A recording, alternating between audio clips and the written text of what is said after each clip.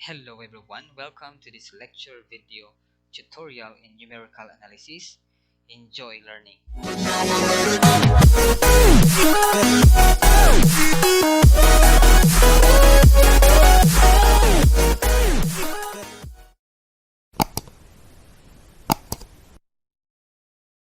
Hello everyone, in this lecture video I am going to discuss section 1.1 entitled Review of Calculus of chapter 1 entitled Error Analysis of this subject called Numerical Analysis.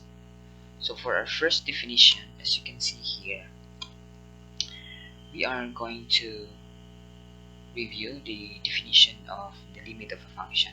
Okay, so you are given a function f denoted by small letter f has the limit L at x sub o, written in this notation: limit of f of x as x approaches to xo is equal to L if for any epsilon greater than 0. Okay, you are given any epsilon greater than 0. Then after that, there exists a number delta. It is a real number, which is a positive number, such that the distance between the function value f of x and the limit L is less than epsilon whenever the one that you find after after fixing the number epsilon. Okay, this inequality will hold. Okay, so the distance between x and x sub o is less than delta.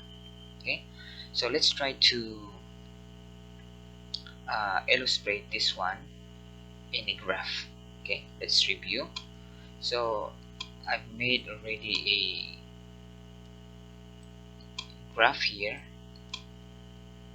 the Partition Plane. So for example, if you have a function somewhere here, okay, so this is your function f of x. So this is your f of x. Okay, so remember that our x, okay, approaches to xo. So this xo here is fixed, and this xo here can be found in the x-axis. Okay, so let's try this one here. So for example, if you have your x here, this one, so this is your xo. Okay, so remember that your x, this x sub o is fixed, and your x approaches to xo. Okay, so for example, this is your x, this one here. Let's try this color. Okay, but if this is your x here, okay, so somewhere here in the graph, okay, this one is point here.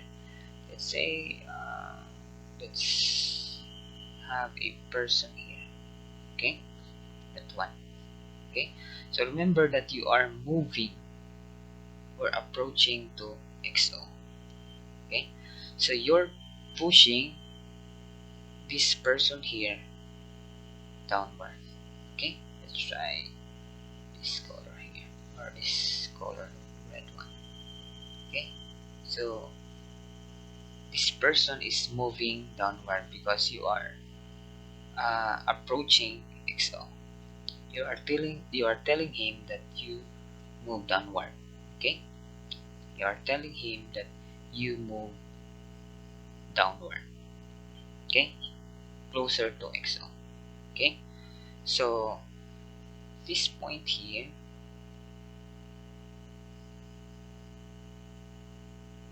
okay, this is your f of x. Okay, this is your f of x. Okay, so again, so this person here moves somewhere here. Okay, this one. Okay, so this is your new x.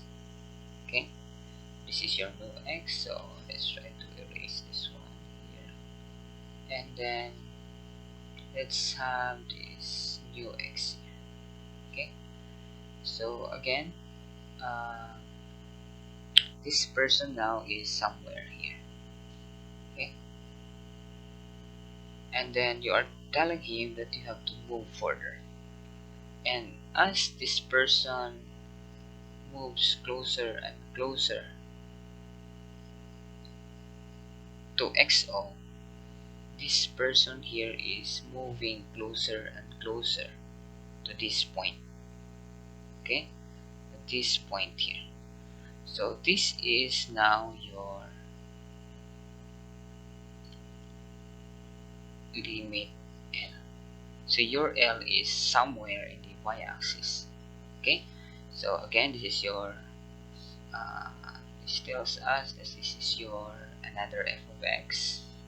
Okay, so maybe if this is 5, then this is 7, 6, 6.5, and so on and so forth. Okay, and the same is true on the left side. Okay, so for example, this is your point x, and this is your person is somewhere here. You are telling him to move upward. Okay, until you reach this point. Okay, so this is your f of x, and if you move somewhere here, this is your point, and this is your new position, and then you move that one on that point. Okay, so this is your another f of x, that one. So this means that this inequality here, this inequality, this one, okay, this inequality, if you are going to simplify it, okay, you are going to simplify this inequality, that one. Okay, you are saying that one, you can simplify this by recalling this inequality in your college algebra subject. Okay, so absolute value of x is less than a if and only if negative a is less than x, less than a. Okay, so our a here is delta, whereas our x here is x minus xo. Okay, so simplify, we have negative delta less than x minus xo less than delta. Okay, and then further simplify, this is x minus delta less than x less than xo plus delta. So this says that your x is in the interval xo minus delta, xo plus delta. Okay, so what does this mean? So somewhere this is your interval. Okay, this is your this point here, if this is your xo plus delta, then this one here is your xo minus delta. So this distance here tells us that this is delta. Okay, this one here, this is delta. Okay, and of course, if you are going to simplify this one here, let's try this black one, this one here, that one.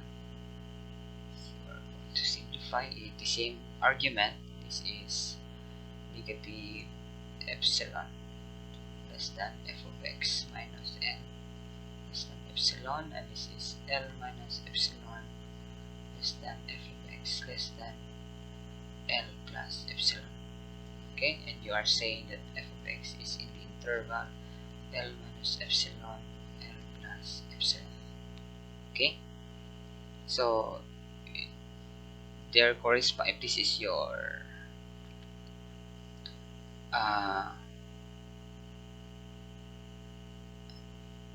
the value of your xo minus delta, then this corresponding value here, this is your L minus epsilon. This one here, okay, this could be your L plus epsilon.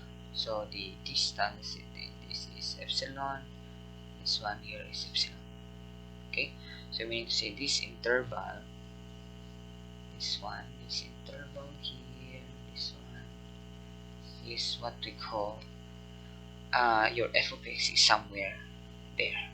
Okay, so that's what we mean by that definition. Okay, so let's try an example here to find the value of delta.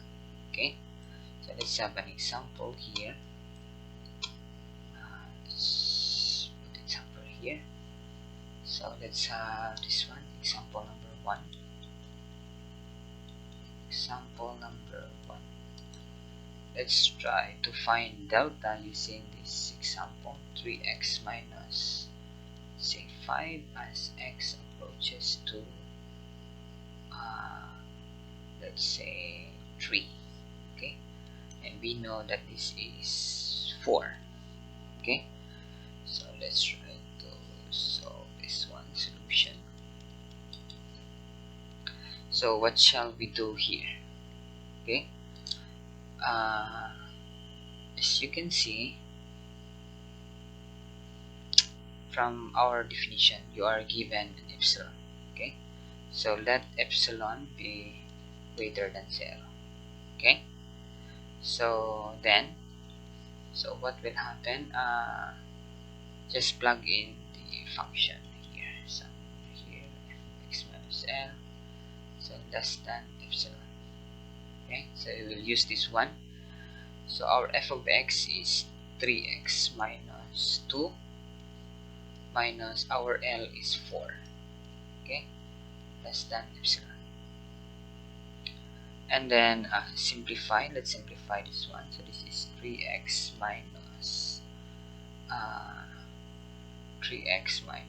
2 minus 4, which is less than epsilon. So we have removal of grouping symbols, and then this is 3x minus 6 less than epsilon. Okay, then let's factor 3 here. This is x minus 2. We have 3 times 3, 9, 9 minus 5 is 4. Okay, so sorry, am I correct? So minus 2. Okay, that one. So this is minus 2 less than epsilon. Okay,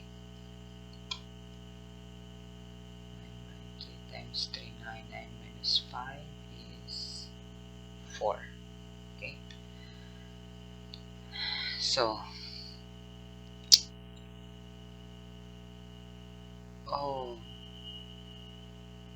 I guess I am wrong. So this is 5. Okay, sorry.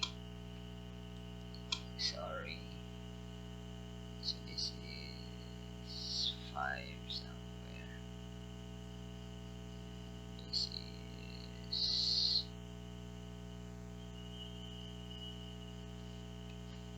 This is minus 5. Sorry. So minus 5, and this is minus 9. Okay, and then we have to factor out x minus 3. Factor out 3. So this means that this is 3 times x minus 3 less than epsilon. So this one here, epsilon over 3. Okay, so now we can have our delta to be epsilon over 3. Okay, so this is our delta.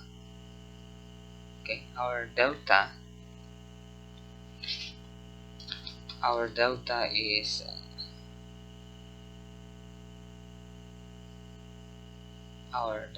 we can choose delta to be epsilon over 3. Okay, why? Because as you recall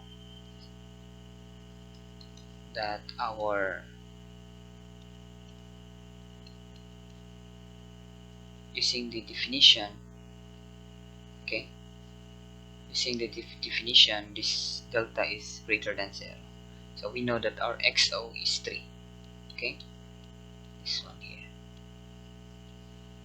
Okay, so this one here, x minus 3, we have here, so this is our delta. We will choose delta to be epsilon over 3. Okay, so that's how you are going to get the value of delta. So as an illustration, for example, if let's say if epsilon is let's say 0.01, let's try that. Then what is the value of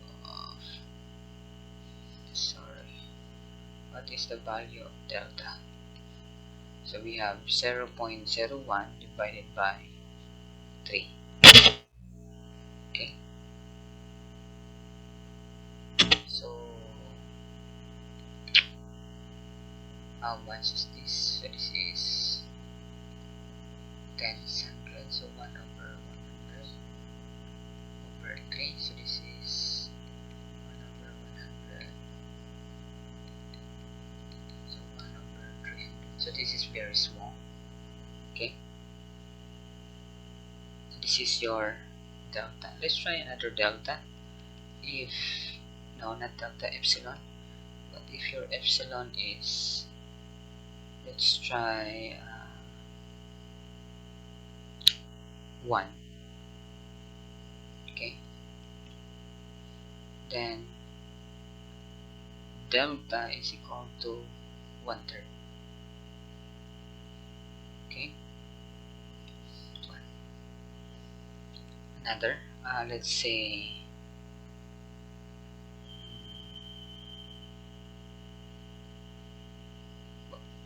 if epsilon is equal to, let's say, 3, then delta is of course 3, 1, and 0.01 is greater than 0. Delta is equal to 1. Okay, so this means that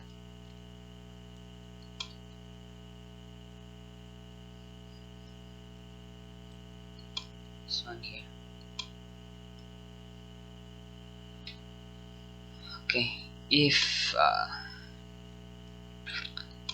your delta is if your limit is correct, then all would be well. But try it yourself. What will happen if your limit is not correct? Okay, if your limit here is not correct, let's say if you put your L to be 10, okay, which is of course not correct because the limit, this one is 4. So you will find that whatever value of epsilon, there's something wrong if you choose that number delta. Okay, so try it yourself. Let's try another example here. Example number 2. example, let's say this one, limit of by the way, try to graph this function. Okay, try to graph this function, and then you will find that the limit is actually 4 as your x approaches to 3. This is very easy. Okay, you can substitute that one. Let's try another one, which is a hard one. Let's say this one, x squared minus 3x minus let's say plus 2, okay, over x minus 1, okay, as x approaches to 1. So what is the limit of this function? Okay, so clearly, so solution here, if you factor out the numerator, so we have x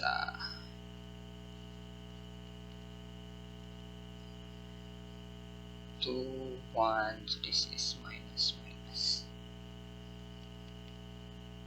as x approaches to 1, so we can cancel out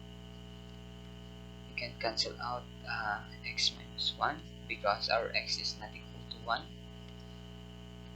and this is limit of x minus 2 as x approaches to 1.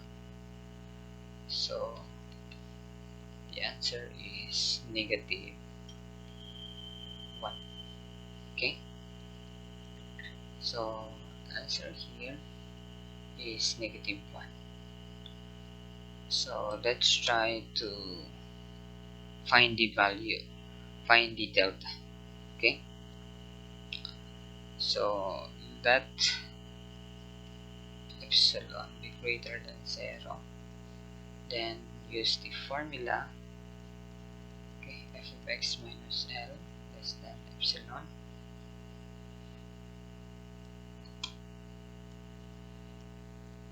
So your f of x is x squared minus 3x plus 2 over x minus 1 minus negative 1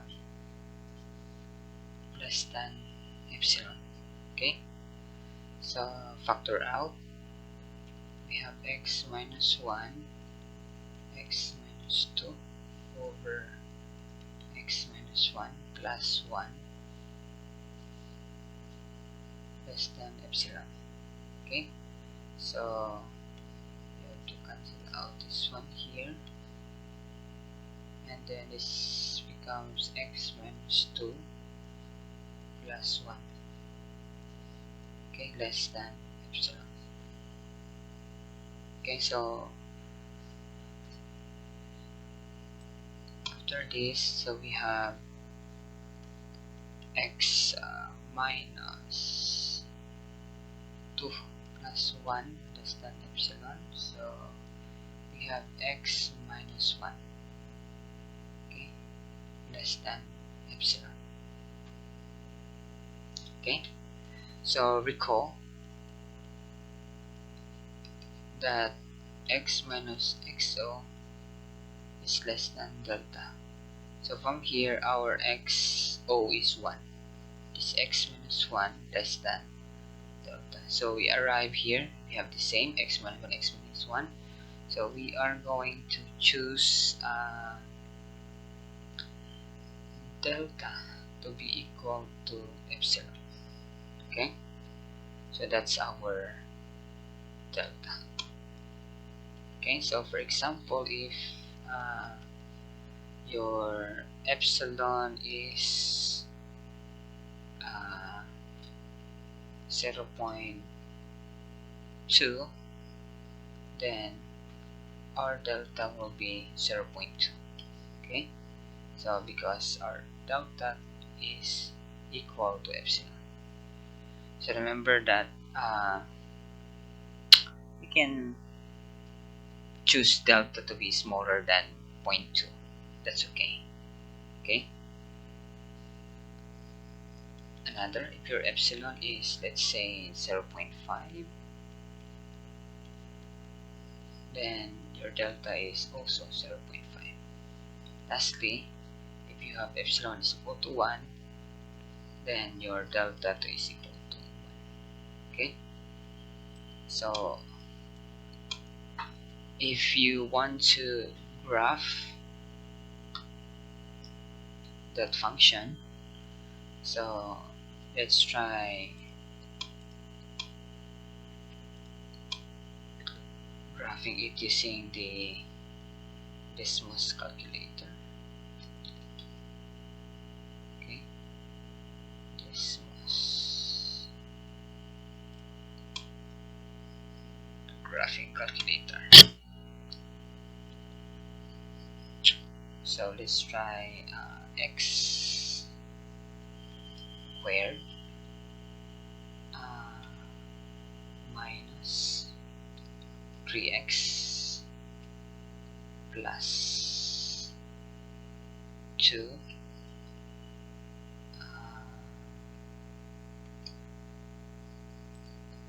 let's try it somewhere here, divided by, where's that one, x minus 1. So this is the graph. So let's try to zoom in. Okay, so as x approaches to 1, so this is your, okay, your 1 here. So as x approaches to 1, either from the right or from the left, so it approaches to negative 1. Okay, this one here. Okay, this point. So that one. So we have, let's try to copy that, this one here. Snipping tool. Let's try to copy this one and then save it. Let's try to save. This is example number 2. Example 2. Okay.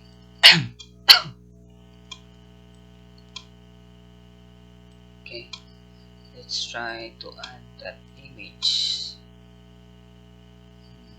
Where this one here? Let's try have a bigger. Okay. And then let's fix it. Okay. So this is the graph. So as you can see, this is your the point here. Let's say color green. So this is your x-axis. Okay. This is x-axis, and this is your y-axis. Okay. Then this is your xo. Okay. So as your value of x's approaches to xo, either from the left or from the right, so it approaches to this point here. Okay, this one, that one, negative 1. So just imagine that there is a person here somewhere. So this is your point x. One, so it moves closer and closer. If you move this one here, closer and closer to negative 1. Okay, the same is true also from the left. Okay, so if your delta, example, if your delta is 1, so say xo plus delta. So as you remember, you have xo plus delta, so this is your delta. Okay, delta is 1, So your epsilon is also this one here. Okay, this is your epsilon is equal to, okay, this one here, this one also,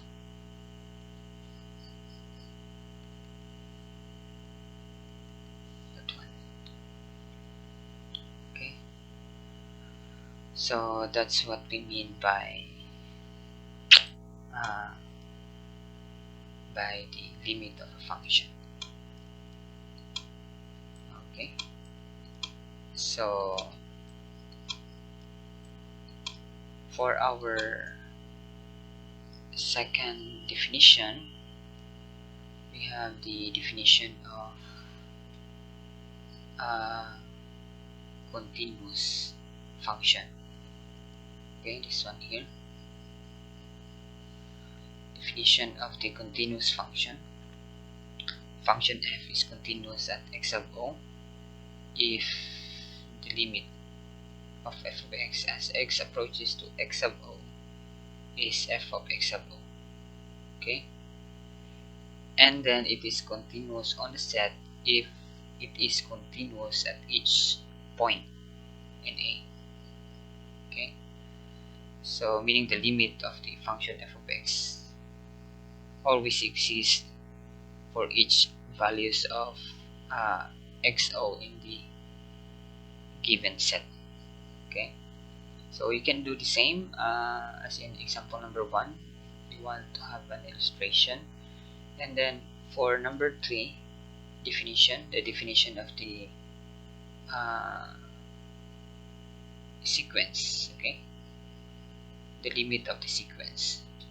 So we know that the sequence is a function. If you recall in your calculus 3, it has a limit x if the limit of the sequence, remember that the difference between the function f in number 1 and the function x sub n in number 3 is that the domain of the sequence is the set of uh, natural numbers, okay, counting numbers, or natural numbers 0 1. You can start at 0 or you can start at 1.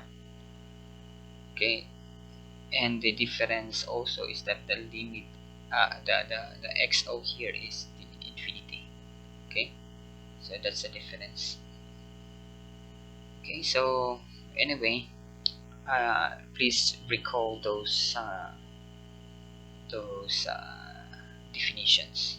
Okay, this is in calculus 1 for definition number 1, calculus 1 definition number 2, and definition number 3 is in calculus 3.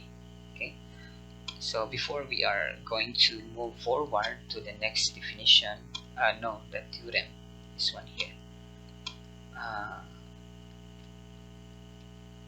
I am going to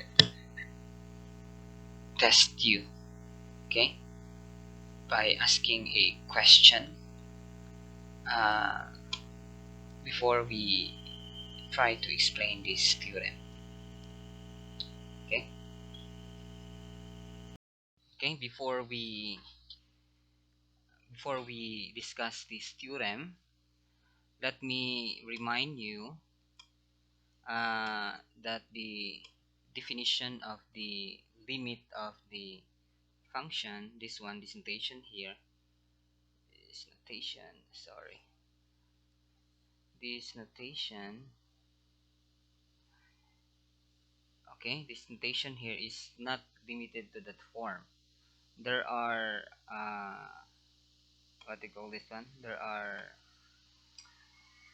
notation like this one, let's say limit of f of x as x approaches to positive infinity is equal to L, or maybe limit of f of x as x approaches to positive infinity is equal to positive infinity, and so on and so forth. Okay, there are functions like that, or let me say, let's see letter C, we have limit, if you remember in your calculus 1, as x approaches to, let's say, 2 from the right is equal to, let's say, L again. Okay, so there are many form of limits, but if the given does not fit in this form, then you cannot use this definition. Okay, so for example, let's have this,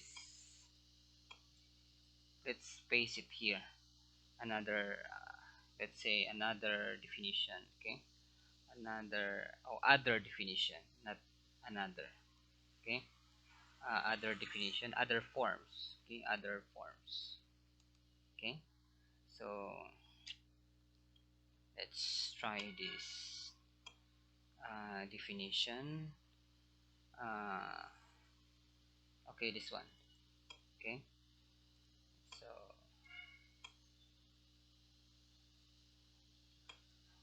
okay, let's say this is another, this is an capital, this one. Okay, Roman numeral number 1. So notice that in this notation, the limit of f of x as x approaches to positive infinity is equal to L. This means that you are given, you are going to let any epsilon greater than 0, and then you are going to find a number n which is greater than b. Okay, such that uh, x is greater than n. Okay, implies that this one is true.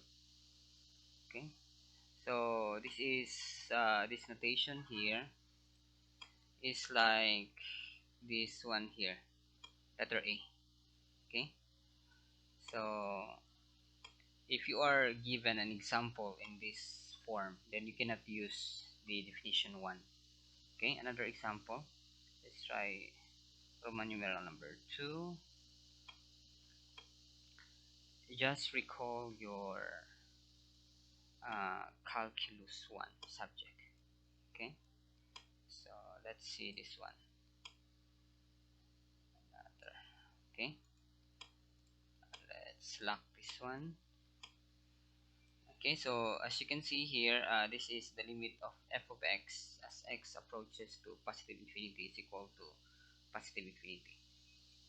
So again, this is different from Roman numeral number 1. Okay, so this is how you are going to prove the limit if the given is of this form. Okay, so much for this, and there are others. Okay, other definition.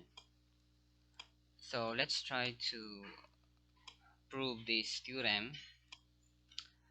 Okay, the following are equivalent for a real number function f. So first is, meaning to say, this is an if and only if statement. So if f is continuous at x naught, if and only if you are given any sequence converging to xo, then the limit of f of x sub n as n approaches to infinity is equal to f of x sub o.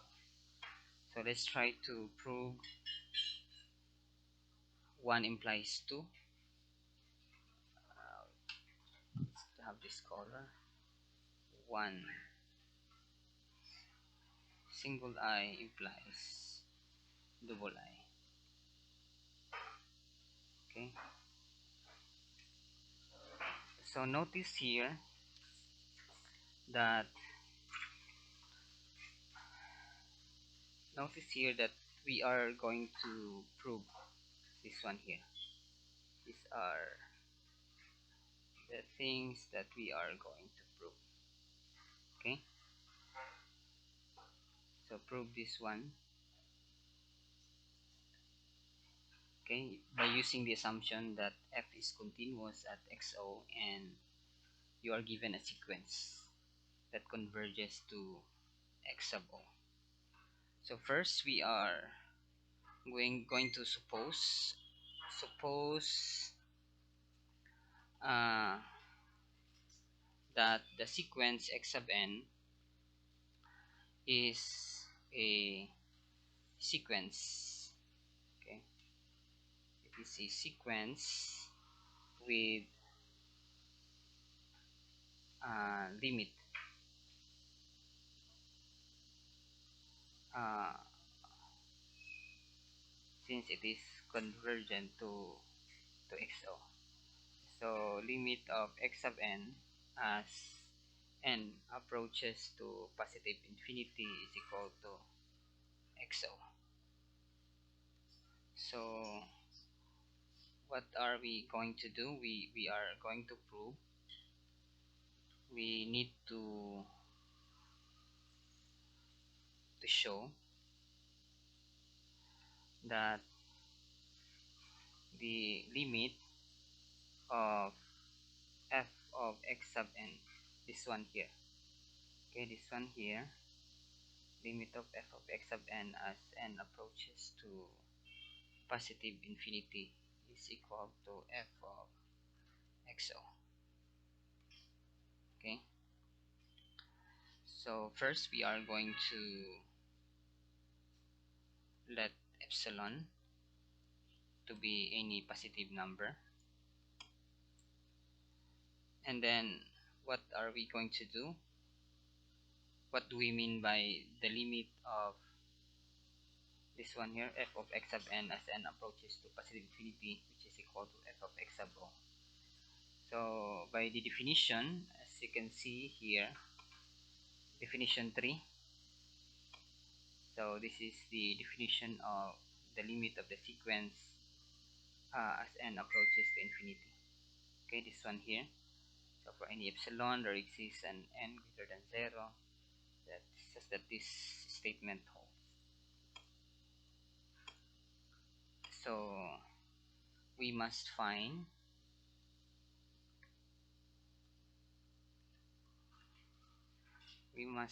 an integer n, so that uh, small n is greater than big N. Implies uh, that f of x sub n minus f of x sub o, this one here,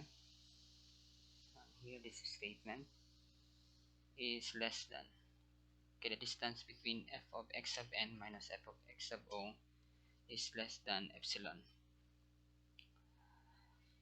So remember that this is also an assumption. Number one, f is continuous at x sub o. So how are we going to find that n? So to do this,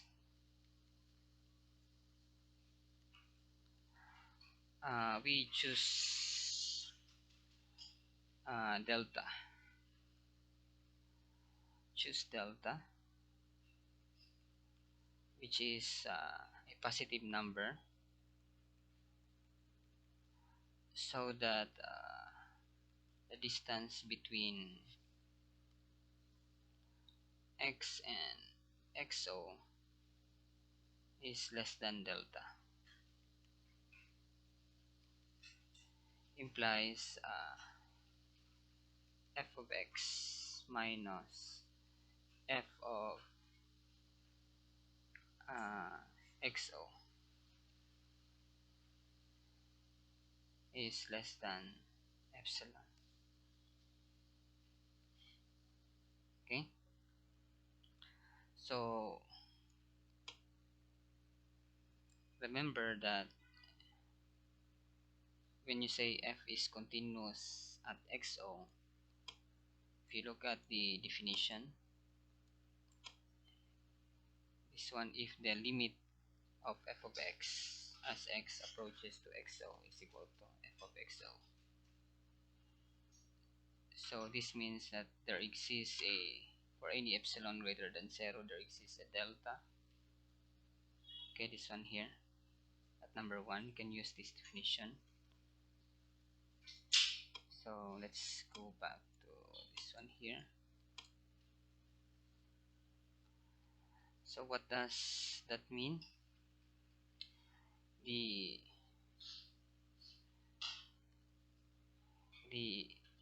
existence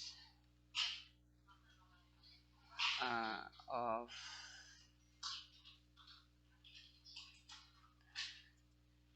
such a delta is guaranteed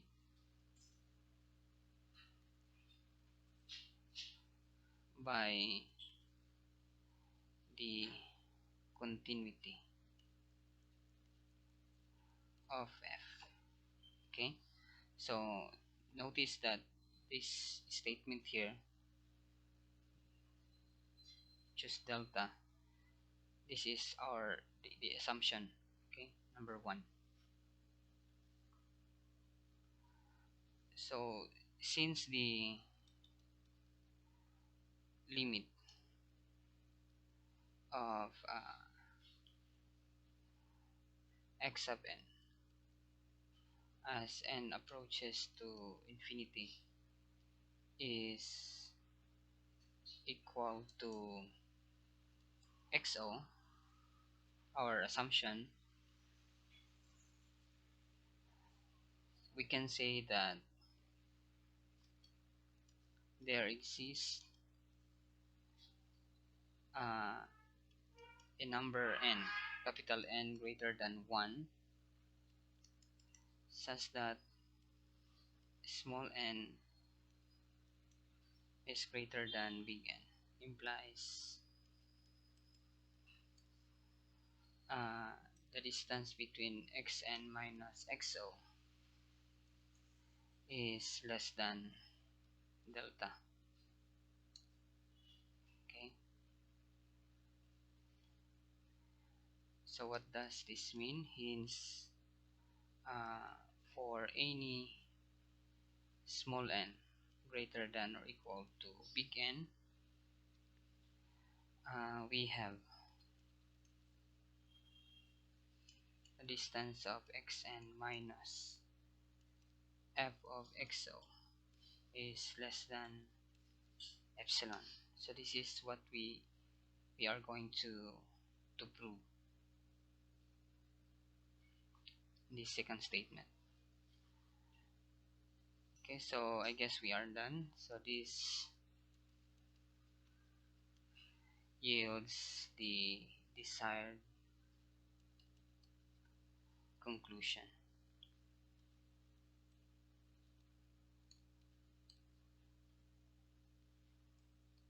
So we are done with the first part.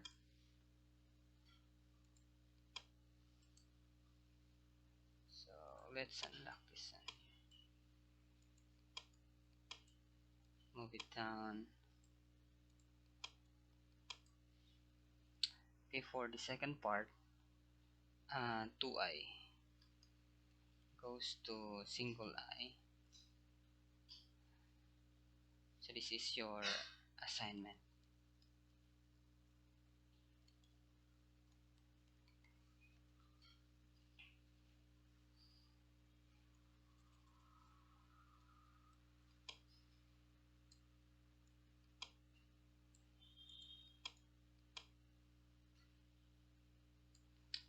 Okay.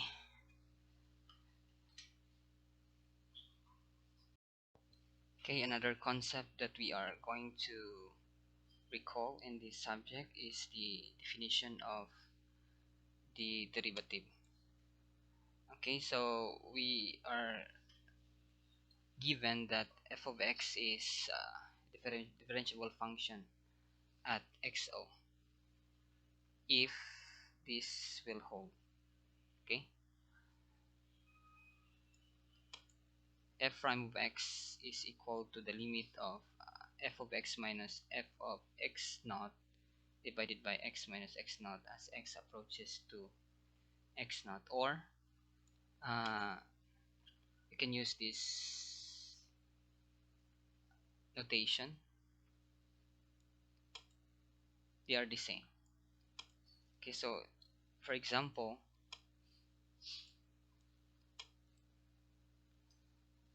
okay, example here, let's have this color. Example 1. So we have the derivative of, let's say, f of x is equal to,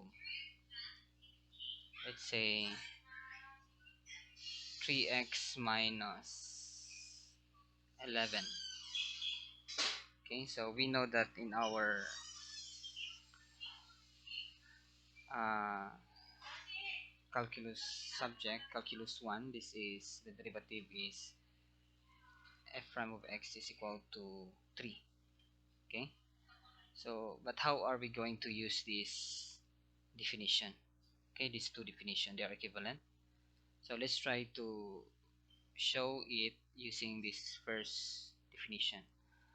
So solution, we have f prime of x is equal to the limit of, let's try the first, f of x naught over x minus x naught as x approaches to x naught.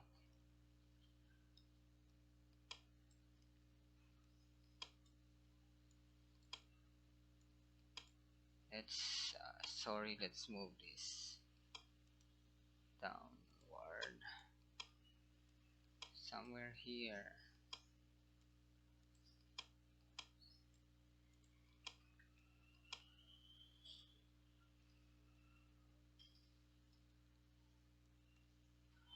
Okay, so substitute. So we have limit of f of x is 3x minus 11, and then replace x by x naught, so we have 3x naught minus 11 over x minus x naught as x approaches to x naught. So simplify, so we have 3x, we have removal of grouping symbols, minus 3x naught plus 11 x minus x naught.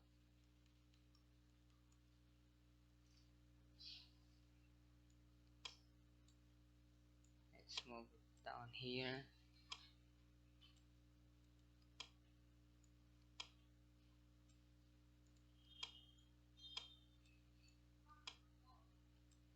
Okay, so negative 11 and positive 11 is 0. So what remains here is this form. We can factor out 3. We have x minus x naught x, okay, as x approaches to x naught. Remember that the definition of the limit is that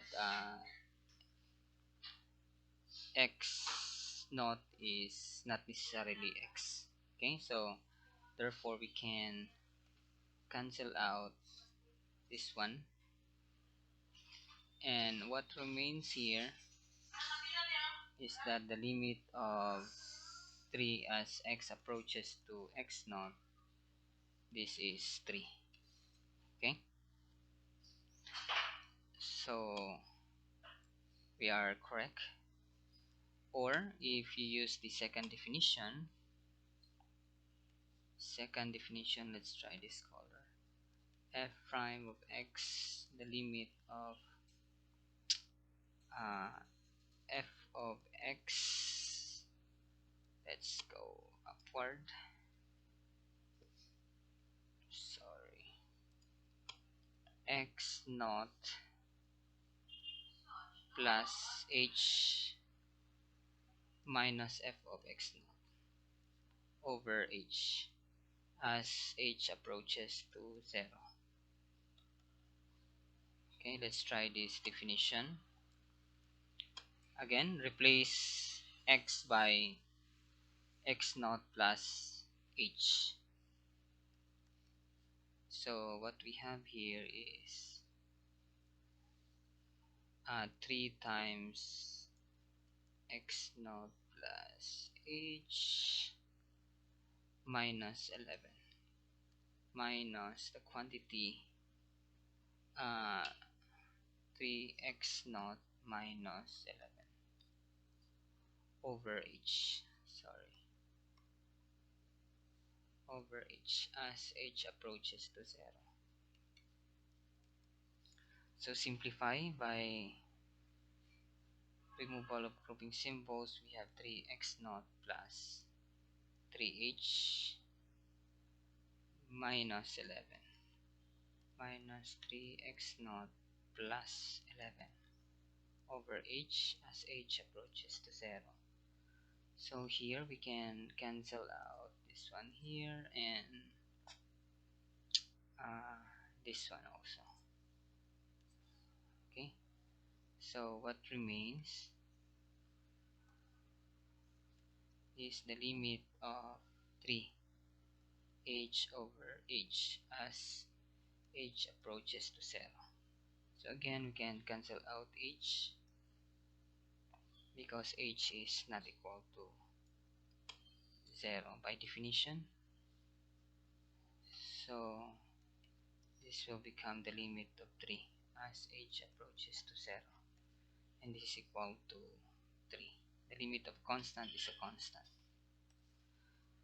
Okay, so this is how you are going to get the derivative of the function using the definition.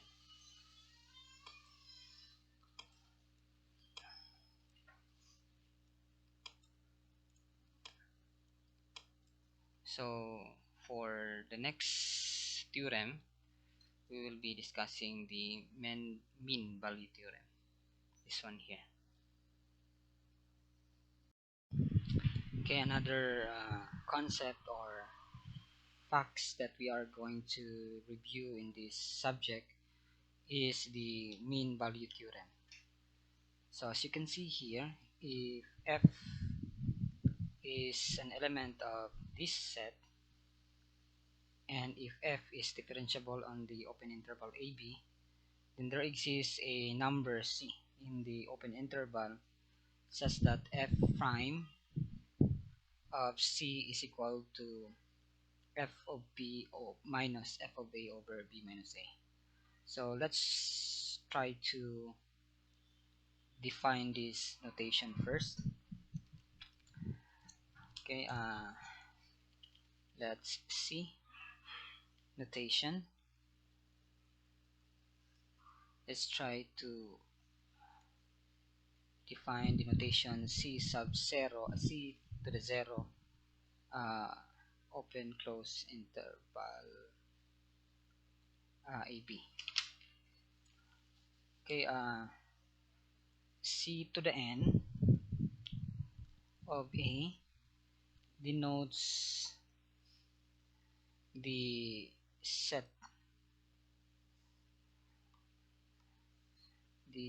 set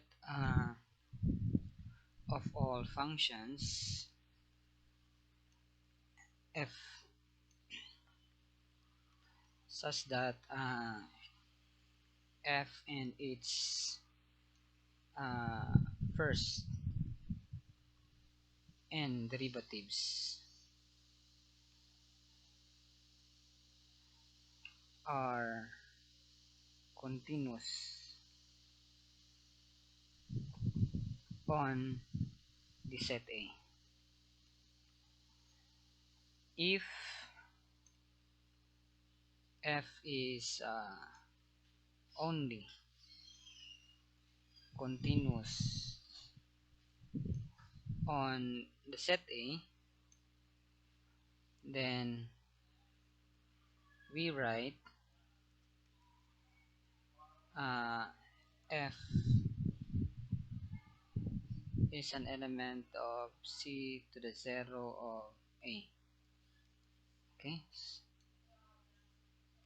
just like this notation. Okay, So meaning to say f is continuous only on this set. So this is our set A, the closed interval AB. So what will happen if n is infinity? So c to the infinity means that this consists of functions that have derivatives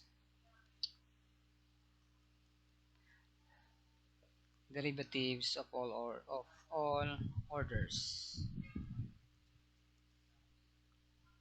Okay, for example,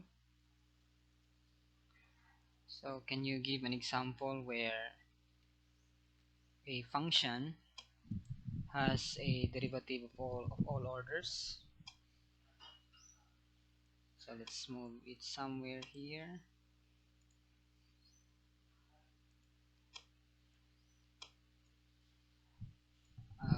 Okay,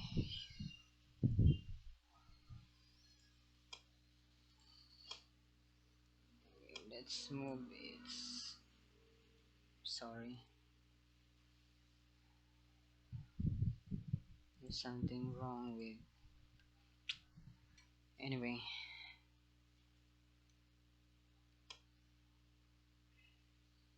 let's move it somewhere here.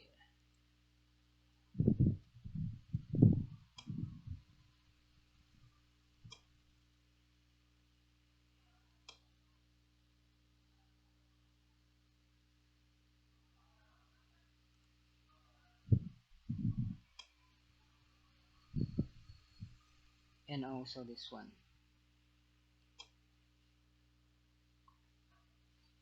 Okay, so for example, we have f of x, okay, is equal to sine x, or f of x is equal to e to the x. Okay, these are some examples of functions that has a derivative of all orders. So what does it mean by this theorem? Okay,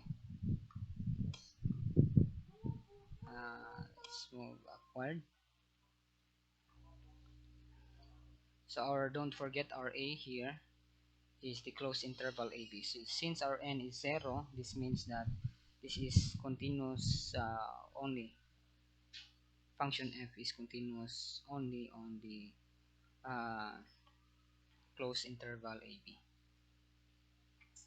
So the first uh,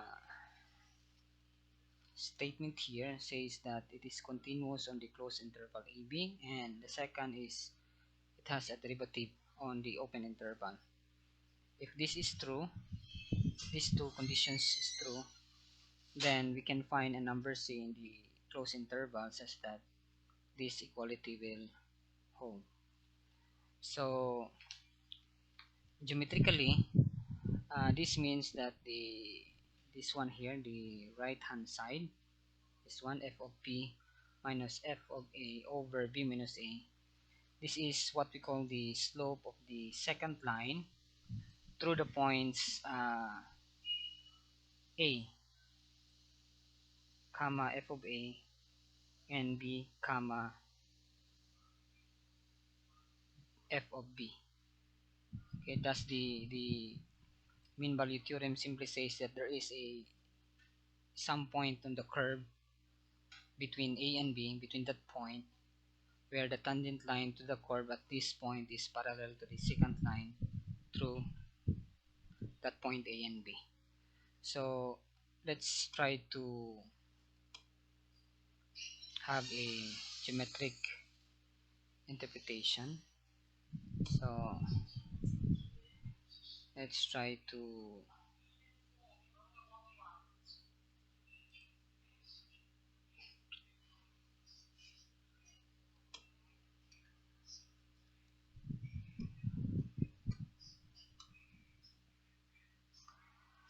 move upward.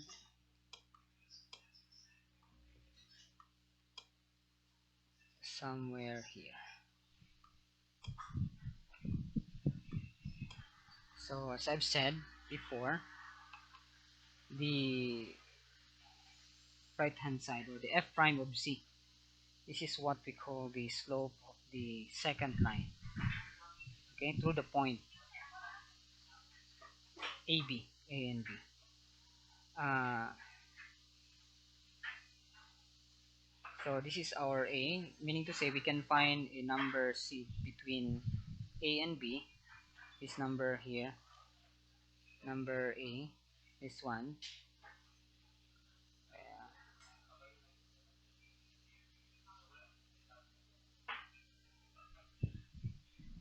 Hmm,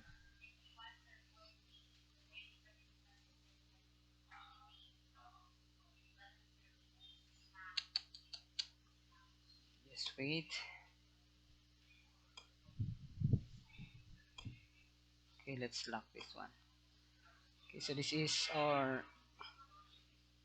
close interval AB, this one, AB here. And then we can find a number C, just that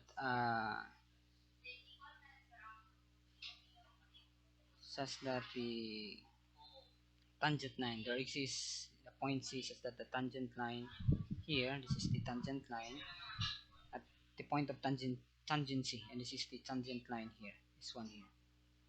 Okay, this one is parallel to the second line.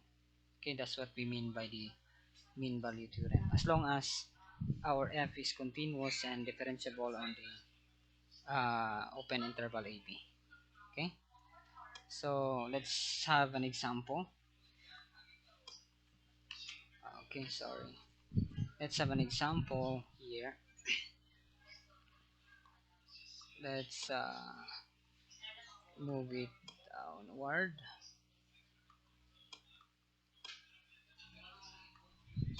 Let's move it downward. What happened?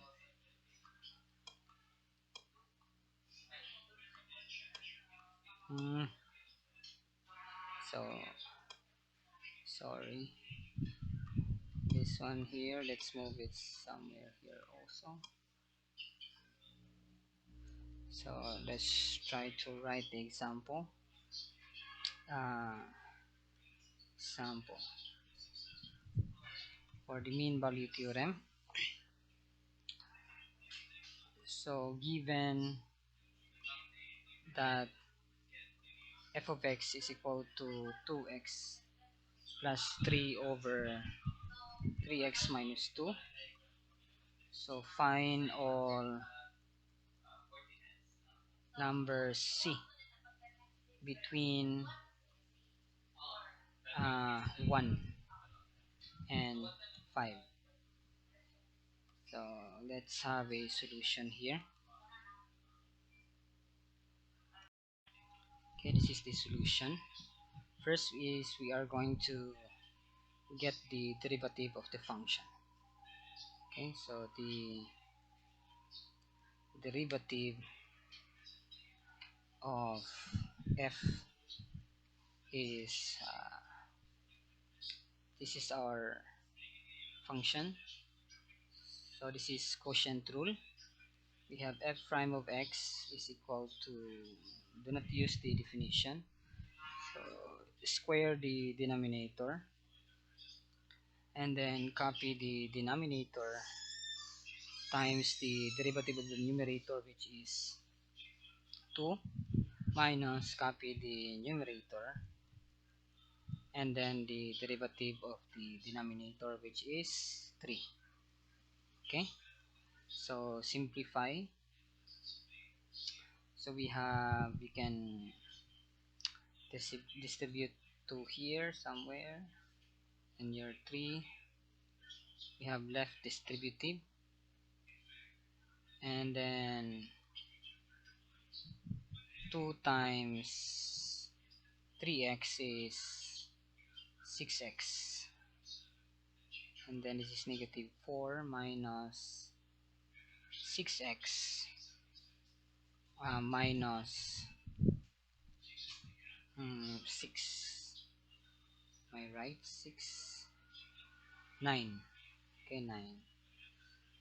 We have 3x minus 2 square.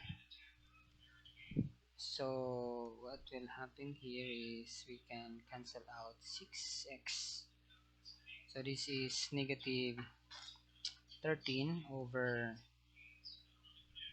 3x minus 2 square. So that's the derivative of the function. So remember that our f prime of c,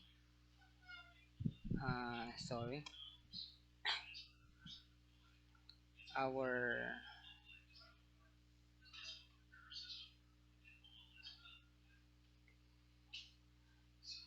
f prime of c is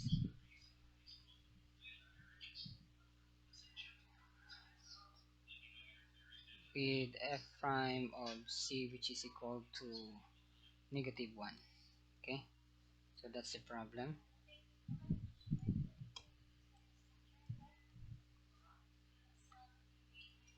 Okay, so solving c. Okay, solving the equation f prime of c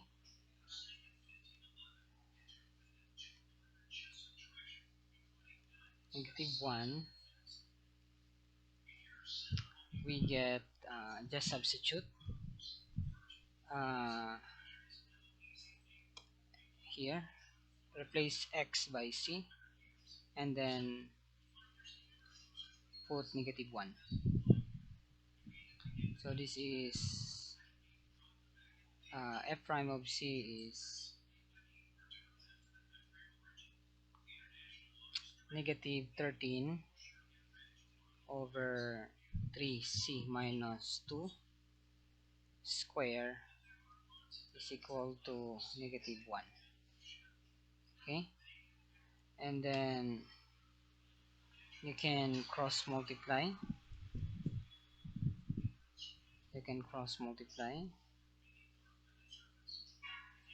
and then you will have negative 3c minus 2 raised to the power of 2, which is equal to negative 13.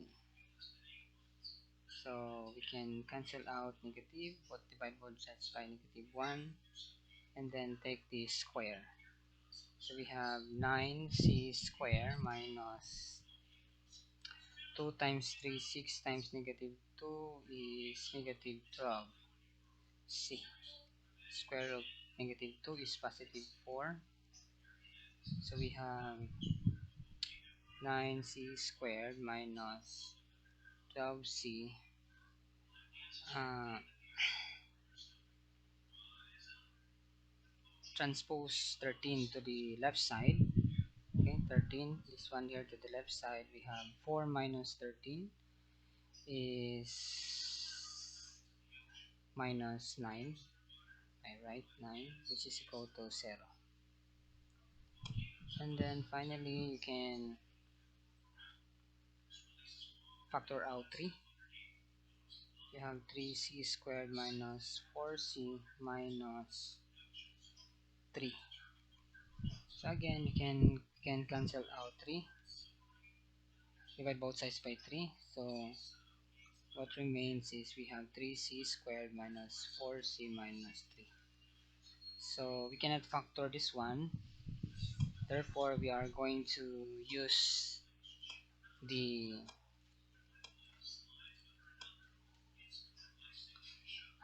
quadratic formula.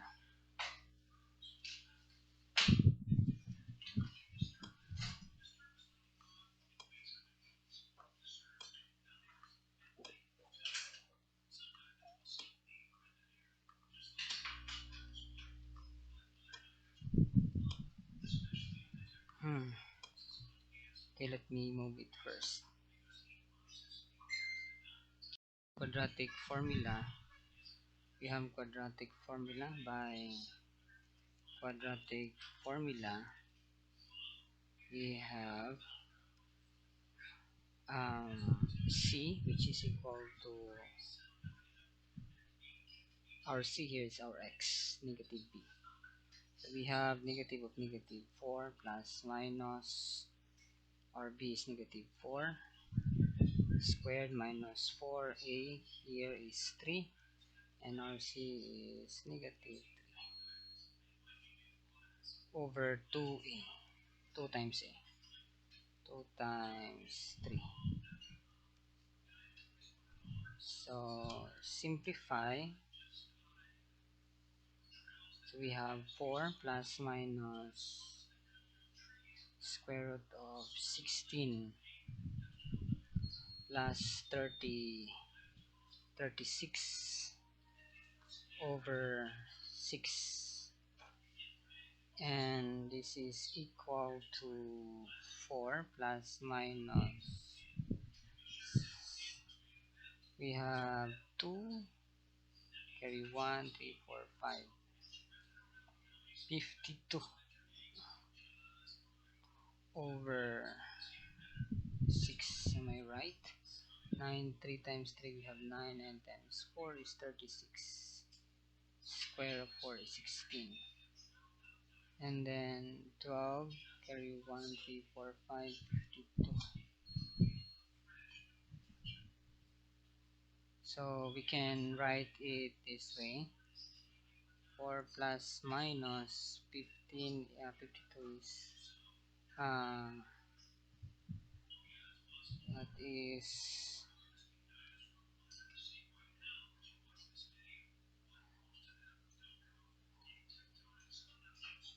okay, 52.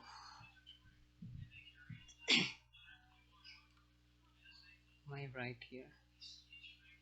So let me pause it here to, okay, this is 13 times 2 square over 6. So finally we have 4 plus minus 2 square root of 13 over 6,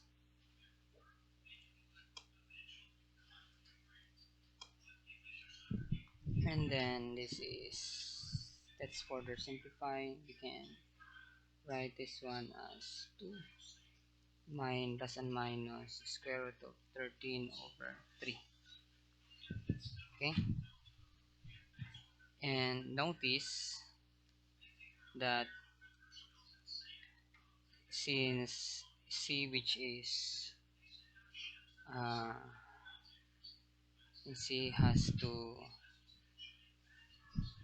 to be between 1 and 5, then our C is the positive.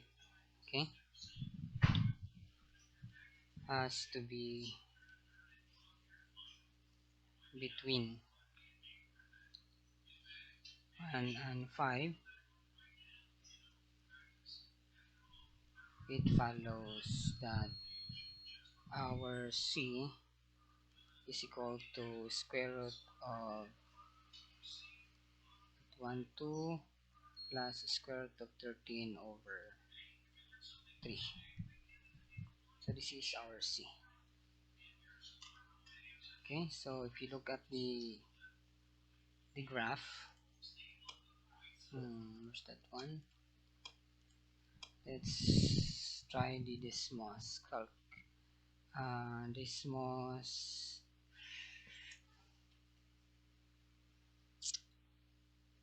graphing calculator.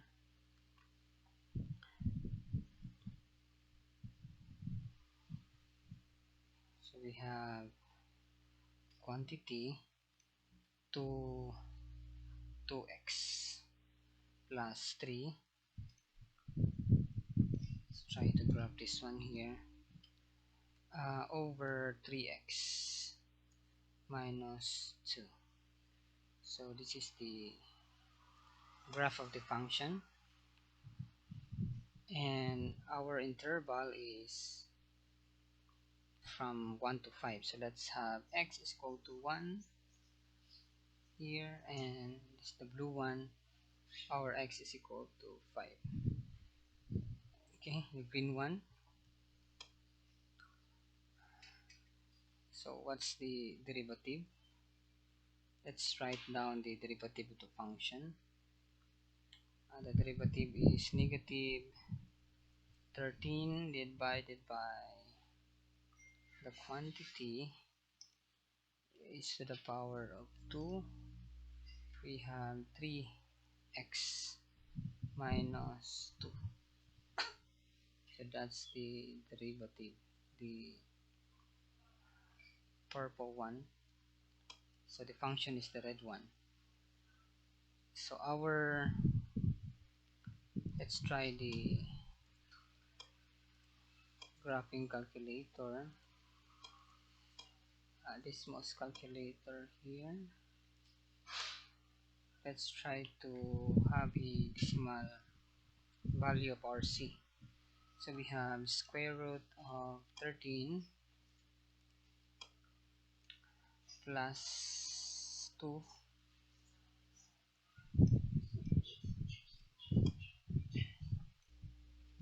divided by 3. So our answer is 1.8685. 1.8685. So this is equivalent to 1.8685. But the other one, what if this is, what if you have minus here? So notice that if our c is the other one, we have 0.5, which is as you can see, not between the interval 1 and 5. Okay, so let's try to graph our c. Our c is x, which is equal to that one. Okay, so this is the black one. Okay, so meaning to say the tangent line, okay, is, let's have a bigger one.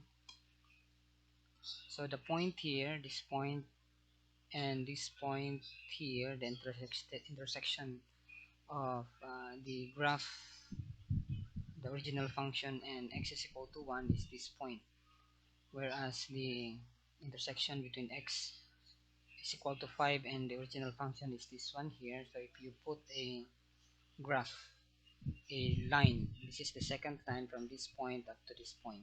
Okay, you have a point here, a graph, and then this point here, which is c, 1.8685, it is parallel to the second line.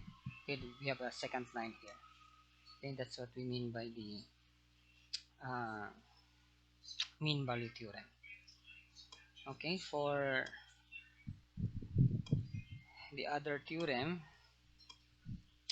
so the extreme value theorem is the same as the almost the same as the mean value theorem. However, this theorem means that every continuous function attains its absolute maximum and absolute minimum value on the closed interval AB.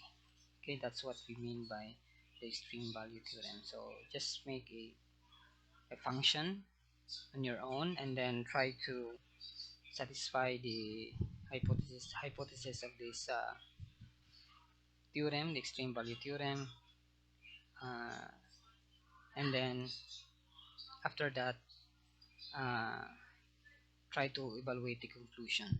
Okay, the conclusion is that the extreme values occur at the endpoints either in A or in B, or uh, in the derivative where you equate it uh, to 0.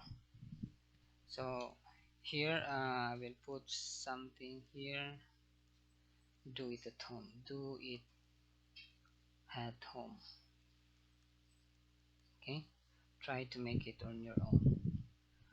So I'm going to discuss here the last two. We have the intermediate value theorem and then the Taylor's theorem. So this can be found in calculus 3. Okay, so let me prepare an example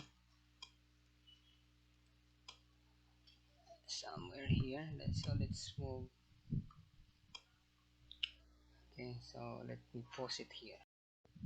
Okay, before I discuss the intermediate value theorem, let me give you an example but no solution for the extreme value theorem. So let's have an example here, and you can do it at home. Okay, given the function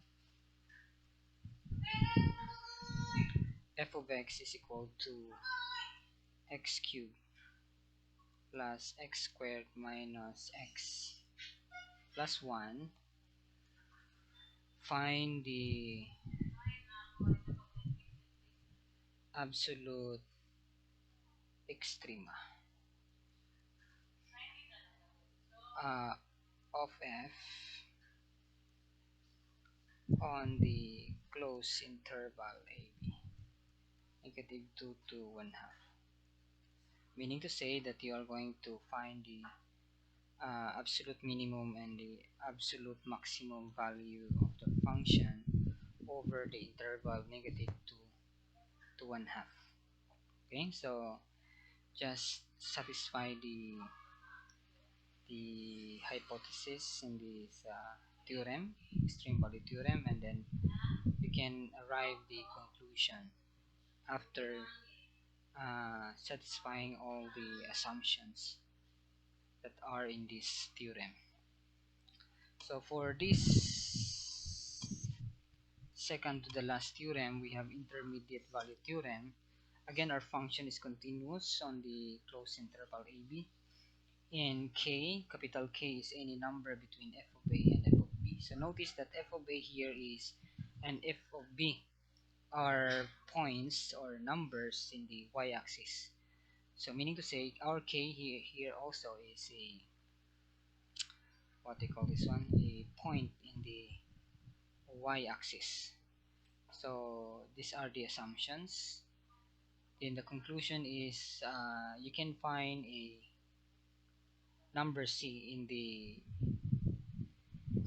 open interval AB, which is this is in the x-axis, uh, such that f of c is equal to k. Okay, this is what we mean by the intermediate value theorem. So what is the motivation of this theorem? So let's have an example. Okay, let's have an example here. We have IVT, intermediate value theorem, motivation. So let's expand this one.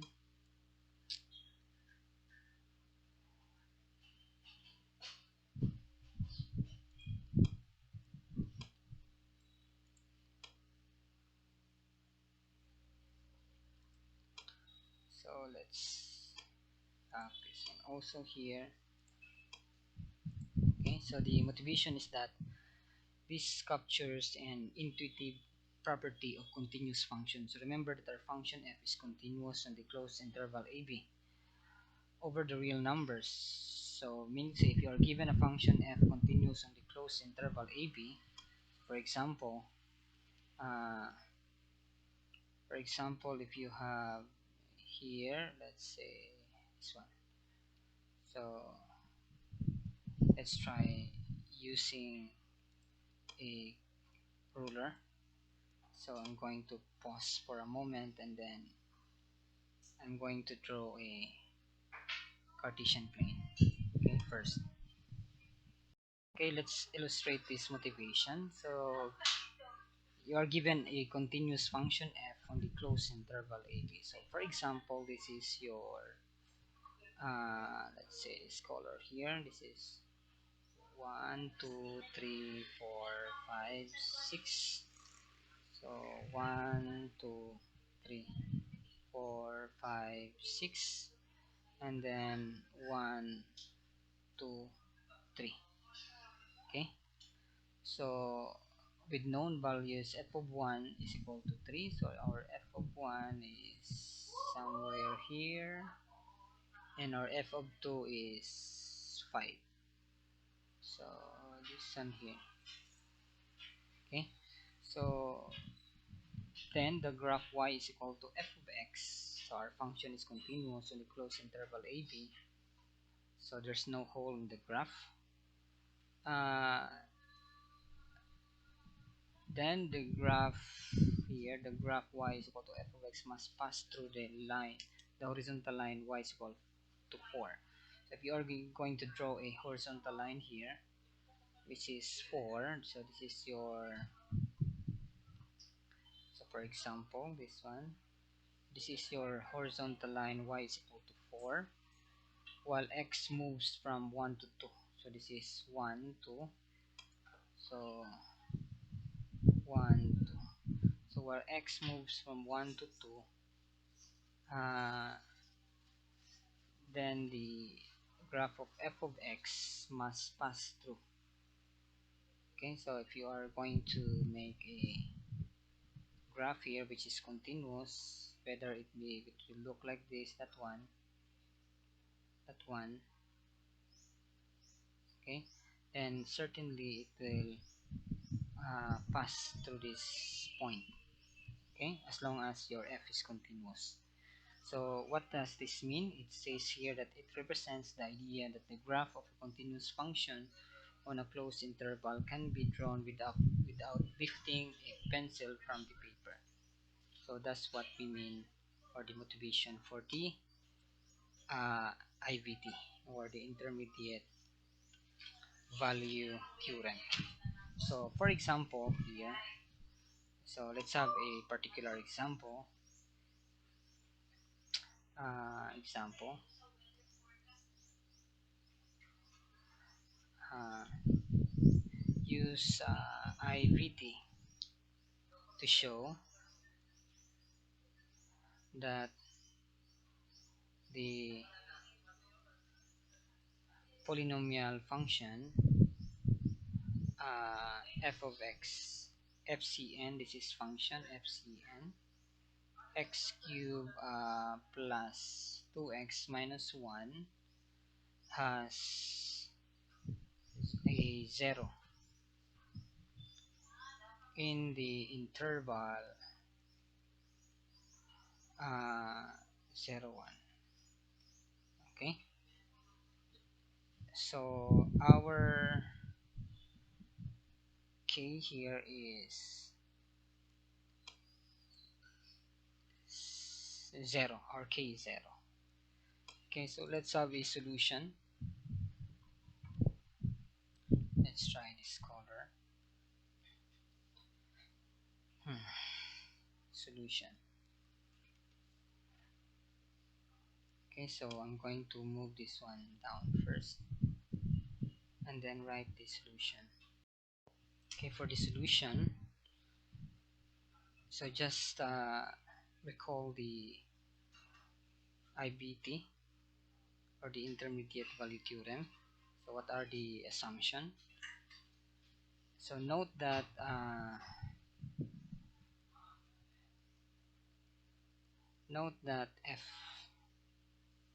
f of x is continuous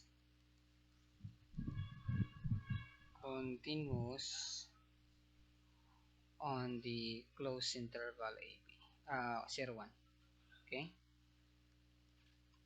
also because f of 0, so this is our a is 0 and our b is 1. Okay, our a is 0 and our b is 1, so substitute.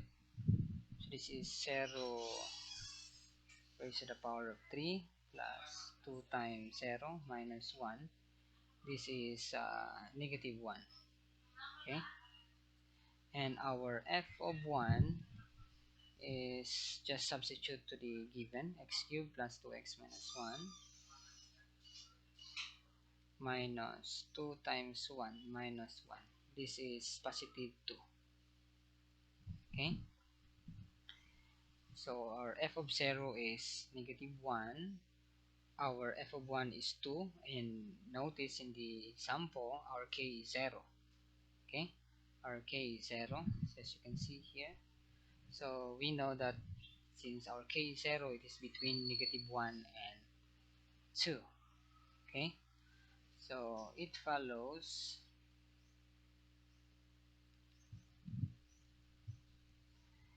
follows that f of 0 is less than 0 and uh, f of 1 is greater than 0. So it depends on our k. Okay, so that you will see that it is in the interval uh, between the interval f of a and f of b. So since it satisfies the assumption of the IVT, so there we can therefore conclude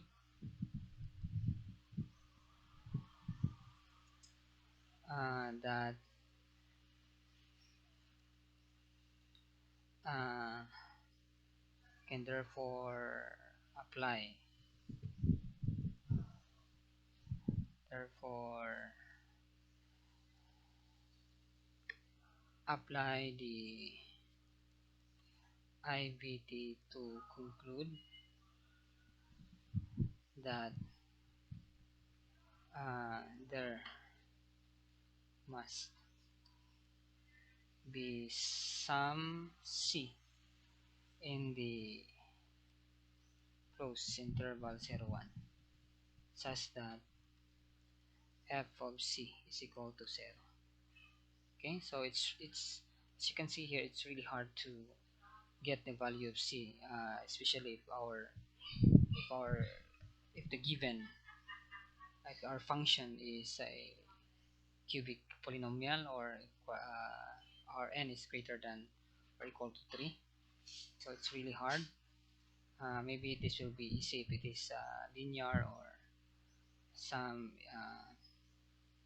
rational function, easy rational functions that contains no, when you simplify, the degree of the function is not not greater than or equal to 3. Okay, so but if you want to try to compute the value of C, so just substitute here this one. So f of C is equal to 0, and then substitute. We have C to the power of 3 plus 2C minus 1 is equal to 0. Then try to factor this one. So you are assured that you can find that C in the closed interval 0, 1, because the IV intermediate value theorem says so. So that's how you are going to use the intermediate value theorem. So for our last theorem, which is the Taylor's theorem, this one. Okay, suppose you are given a function f. So what do we mean by this symbol? C to the n. C to the n of a. Our a is the closed interval ab. So this our n. This notation says that our function f and its first n derivatives are continuous on the closed interval ab, and also uh, the n plus 1 derivative exists on the open interval ab. Okay, then our xo is also an element of the, these are the assumptions, open interval ab. This is very familiar in calculus 3. Then for all x in the open interval AB, we can write our f to be in this form. So P sub n is what we call the nth order Taylor polynomial, whereas the R sub n is what we call the remainder term of the function. And our R sub n is given by this formula. Okay, this one here. Okay, so let's have an example of this theorem. I believe that you are very familiar with this theorem since prior to this subject you studied calculus 3. Okay, so let's have an example. Let me write it here first.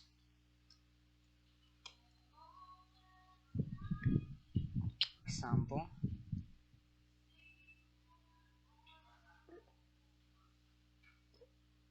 the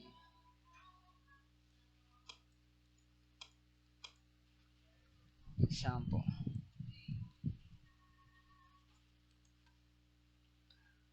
So let f of x be equal to x cosine x minus x.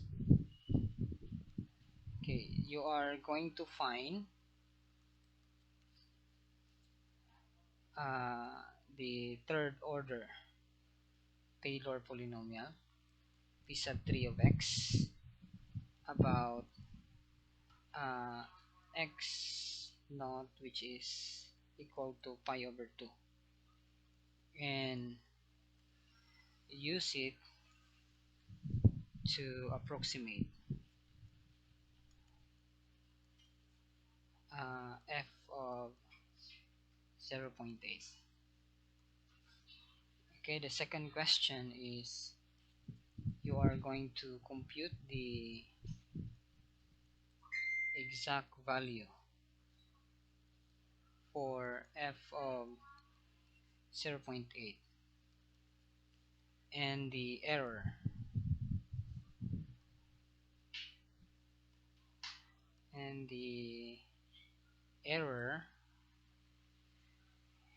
which we will be discussing in section 1.3 minus.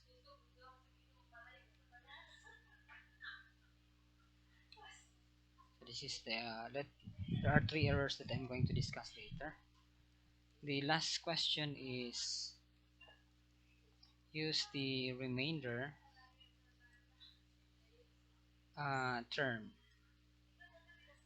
r sub 3 of x to find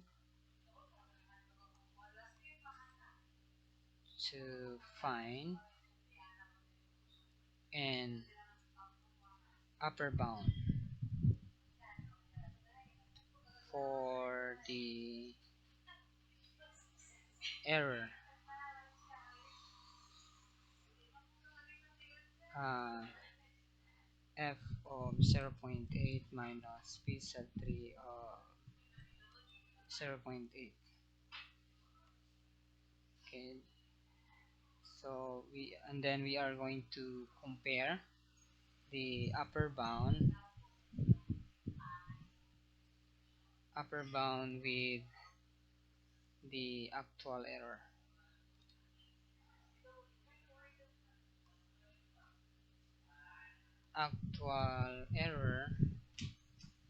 uh, actual error found in part 2. Part 2. Okay, so this is the actual error. This one here. This one. Okay, this is what we call the actual error. Because you can see here, this is question number 3.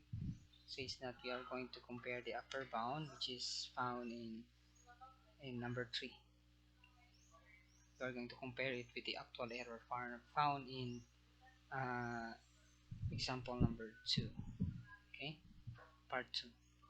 So let's have a solution.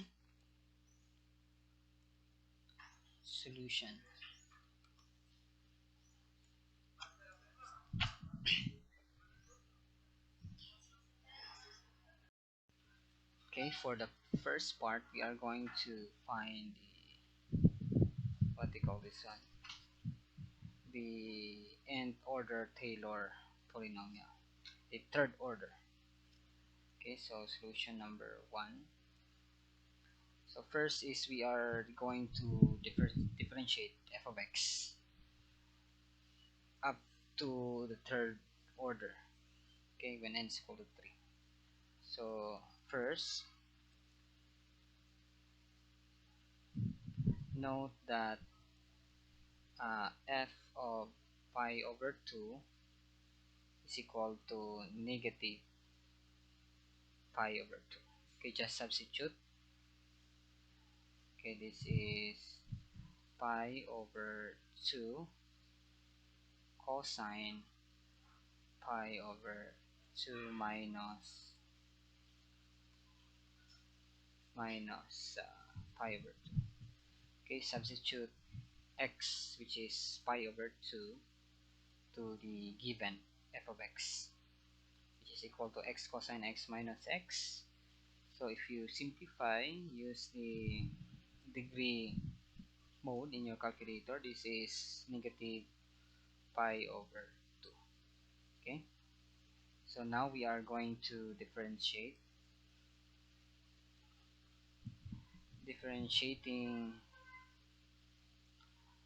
f.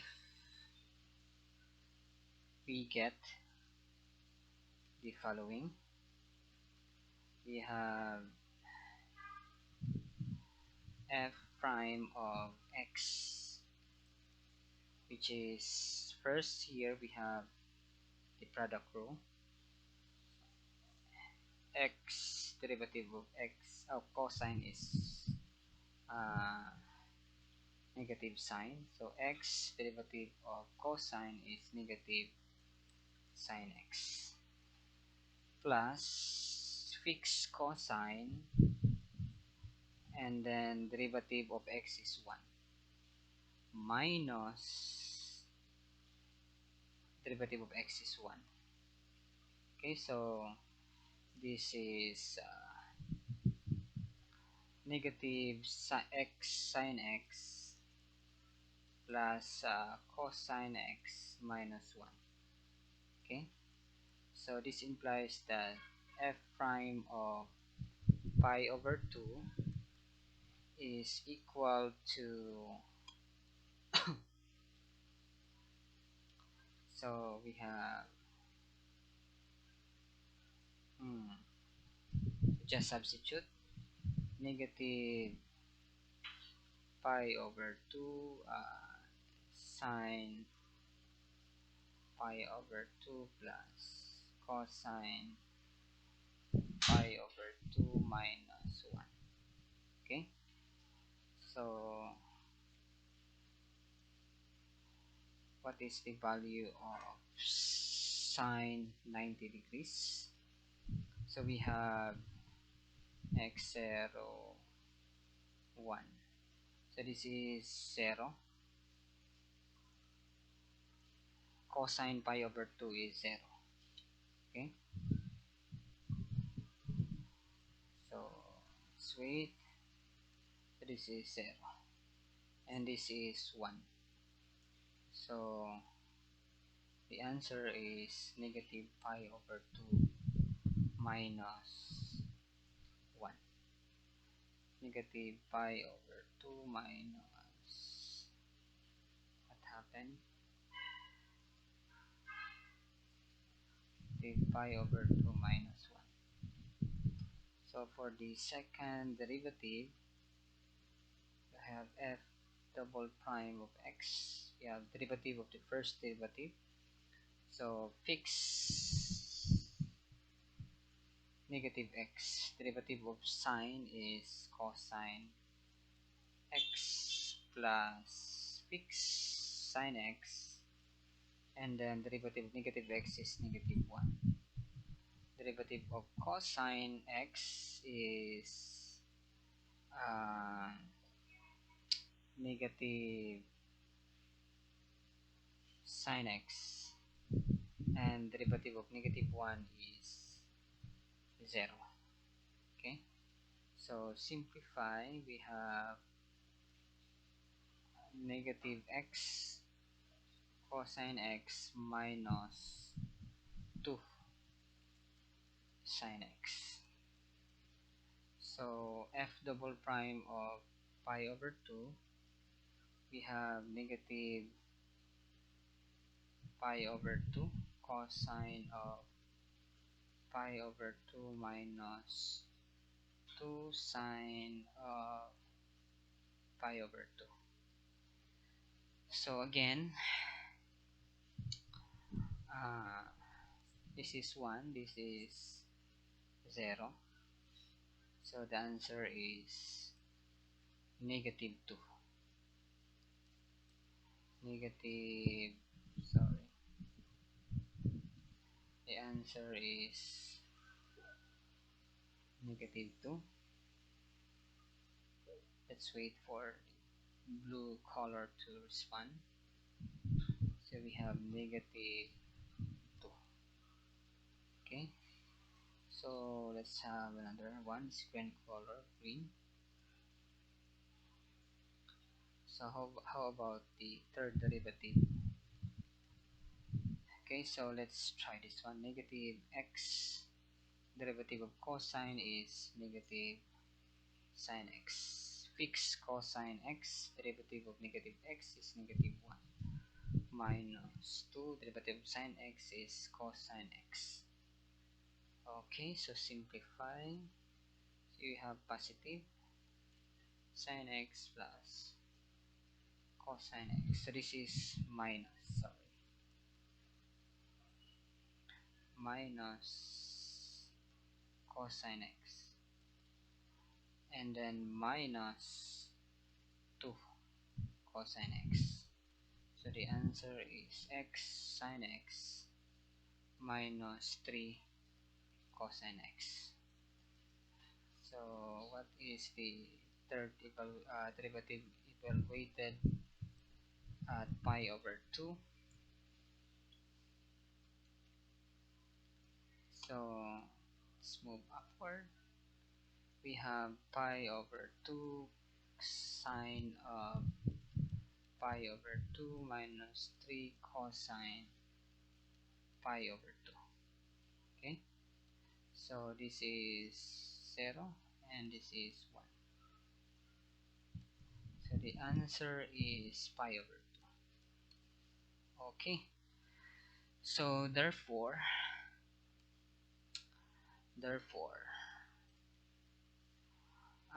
p sub 3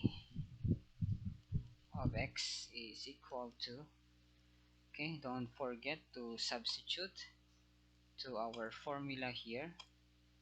Okay, when n is equal to 3, so we have here up to n is equal to 3. Okay, so just substitute. So there are only four terms. Okay, 4 terms up to n is equal to 3. Okay, so substitute. So we have negative, let's try to copy the formula. Okay, so we have f of uh, f of pi over 2 plus f prime of pi over 2 x minus pi over 2 plus second derivative of pi over 2 x minus pi over 2 square over 2 factorial, and lastly we have f third derivative of pi over 2 and then x minus pi over 2 to the power of 3 over 3 factorial. Okay, So substitute. So our f of pi over 2 is negative pi over 2. Okay. So and then for the second first derivative, we have uh, negative pi over 2 minus 1, x minus pi over 2 plus this one here is uh, negative 2. Let's try the color green. We have minus uh,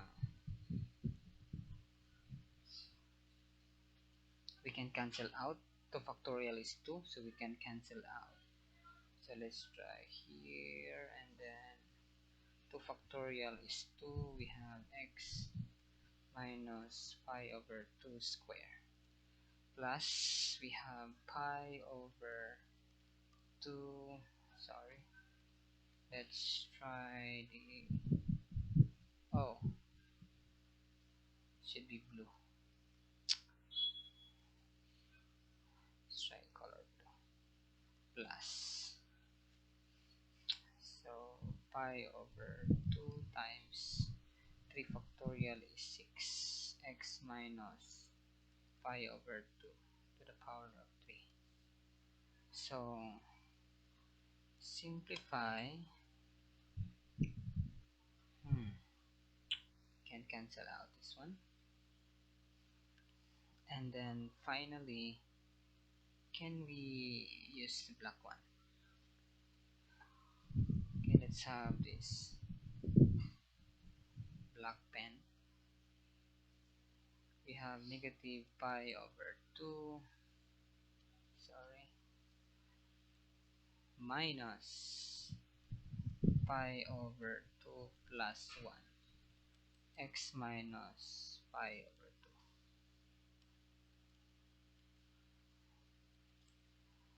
minus x minus pi over 2 square plus pi over 12 x minus pi over 2.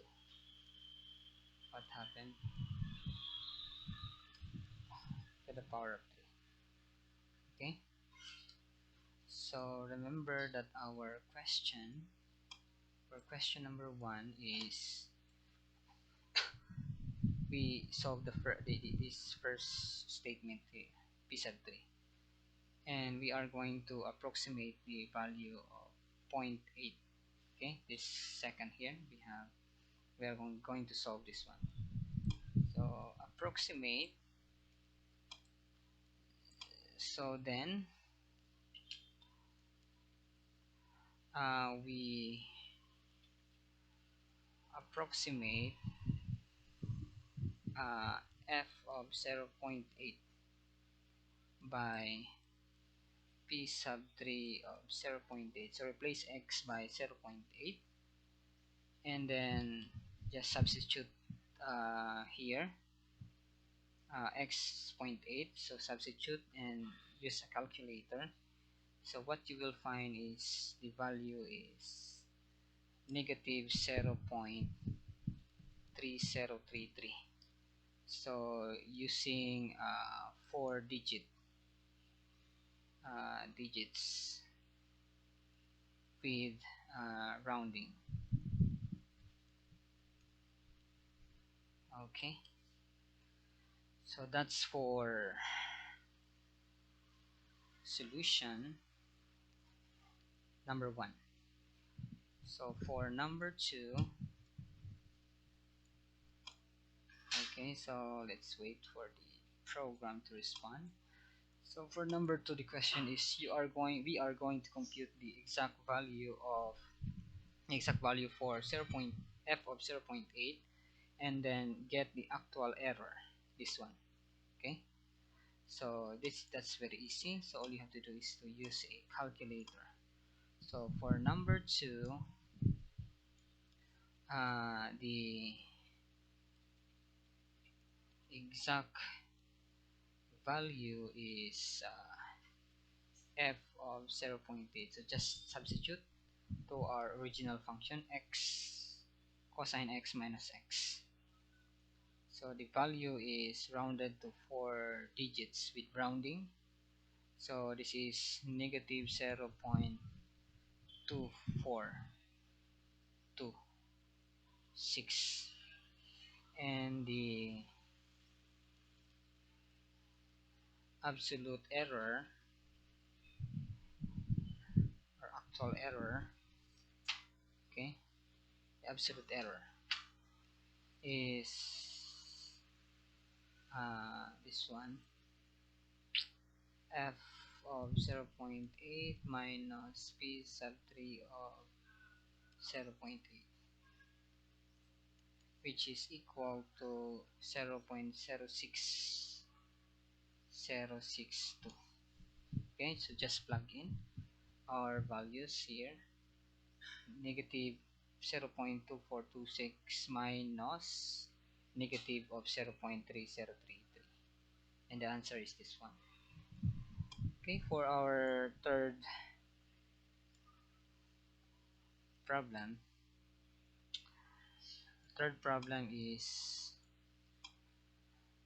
absolute error. Third problem is, okay, I think I made a mistake. So this is the absolute error. There's a difference between absolute error, and this is the absolute error since it has the absolute value and the actual error. Okay, so I think there's a difference. So let's look at the solution later. So we are going to get the remainder and then find the upper bound for the error, this one. And then we are going to compare the upper bound with the actual error found in actual error. So I guess this one, actual error and the absolute error, I guess they are the same. So let's try to answer this. Okay, so to find the upper bound, to find an upper bound for the error,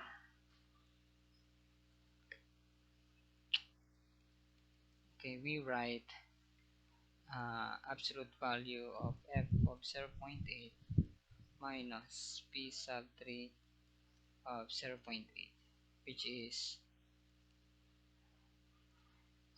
equal to r sub 3 0.3 absolute value, where r sub 3 is using the definition, okay, times 4 factorial 0.8 minus pi over 2 to the power of 4, okay, and c is between 0.8 and pi over 2. Okay, this is in the definition. So if you look at the definition of the remainder, this form here, so substitute. So when n is equal to 3, so we have n plus 3 plus 1, we have 4. Our xo is pi over 2, so this is 4. 3 plus 1, we have 3 plus 1. Okay, so for some psi between, or c between x and x naught, okay, our x is 0.8, our x naught is 5 over 2. Okay, so first is we need to get the fourth derivative of the function. So we need to differentiate f one time.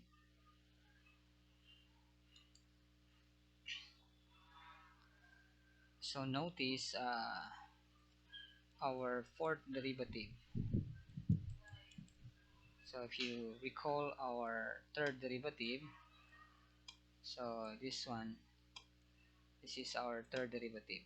Okay, x sine x minus 3 cosine x. So let's put it here. Let's use another color.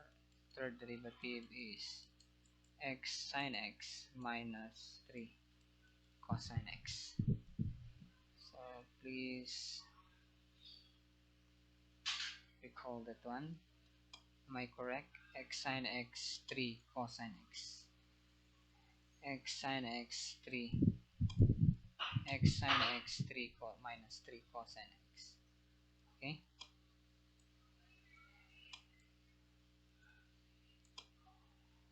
So, okay, that one.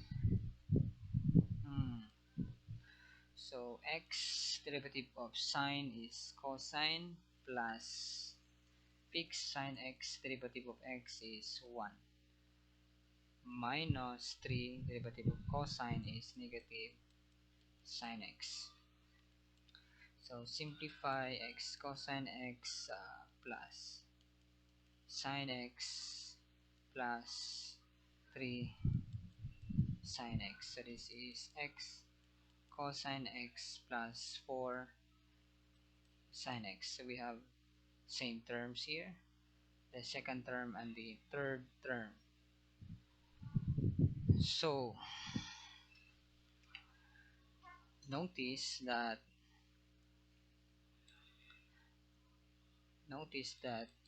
uh, since our c is between 0.8 and pi over 2, we can find an upper bound for the fourth derivative. Okay, and thus an upper bound for r sub 3 of 0.8 using the triangle inequality.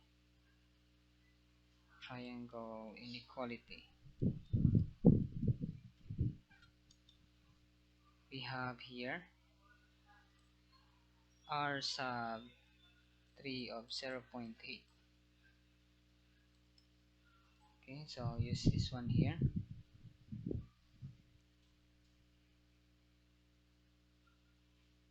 So I guess we have to put 0.8 here also.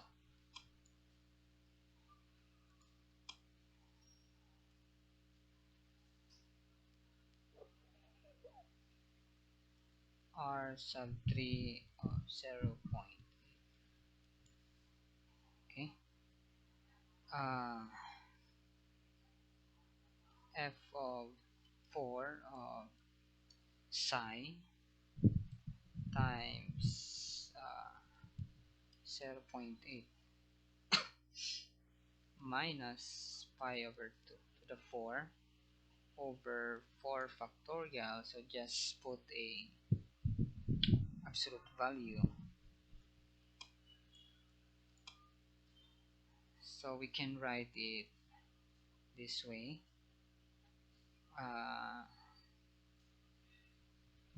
So substitute psi here.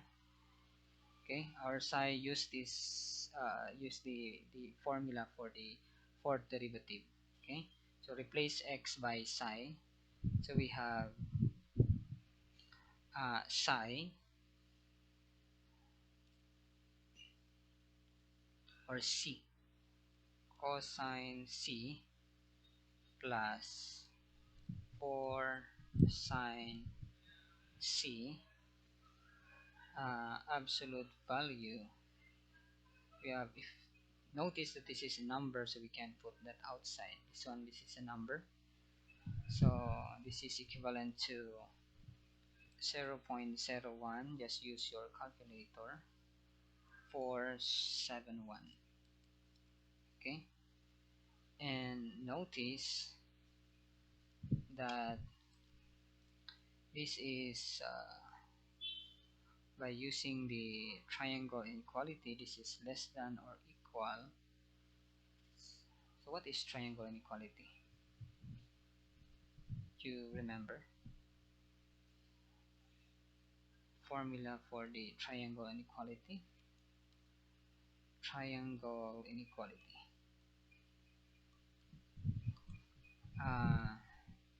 I guess this one. This is the triangle inequality, so we can apply it here. So this is our x, psi cosine c cosine c is our x, 4 sine c is our y. Okay, so distribute. So we have, can use this one, triangle inequality. So what we have here is 0.01471 c, cosine c plus, let me move somewhere right here,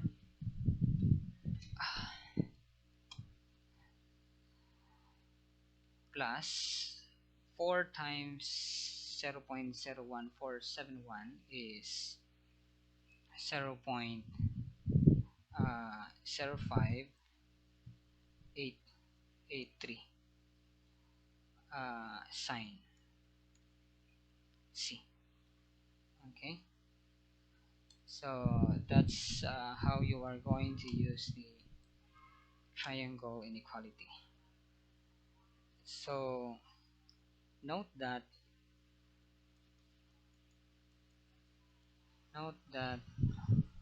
on 0.8 less than c less than pi over 2, sine of c is positive increasing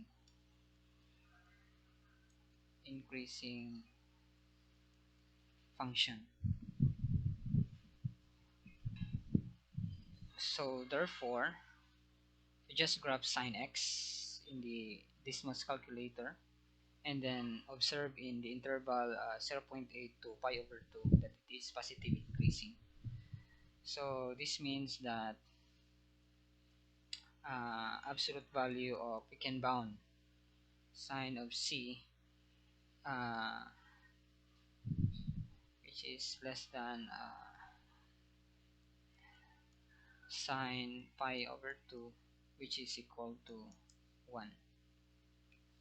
Okay, so that's for sine, for the second term.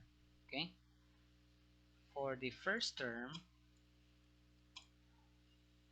for the first term, we can find an upper bound by observing absolute value of c, which attains a maximum value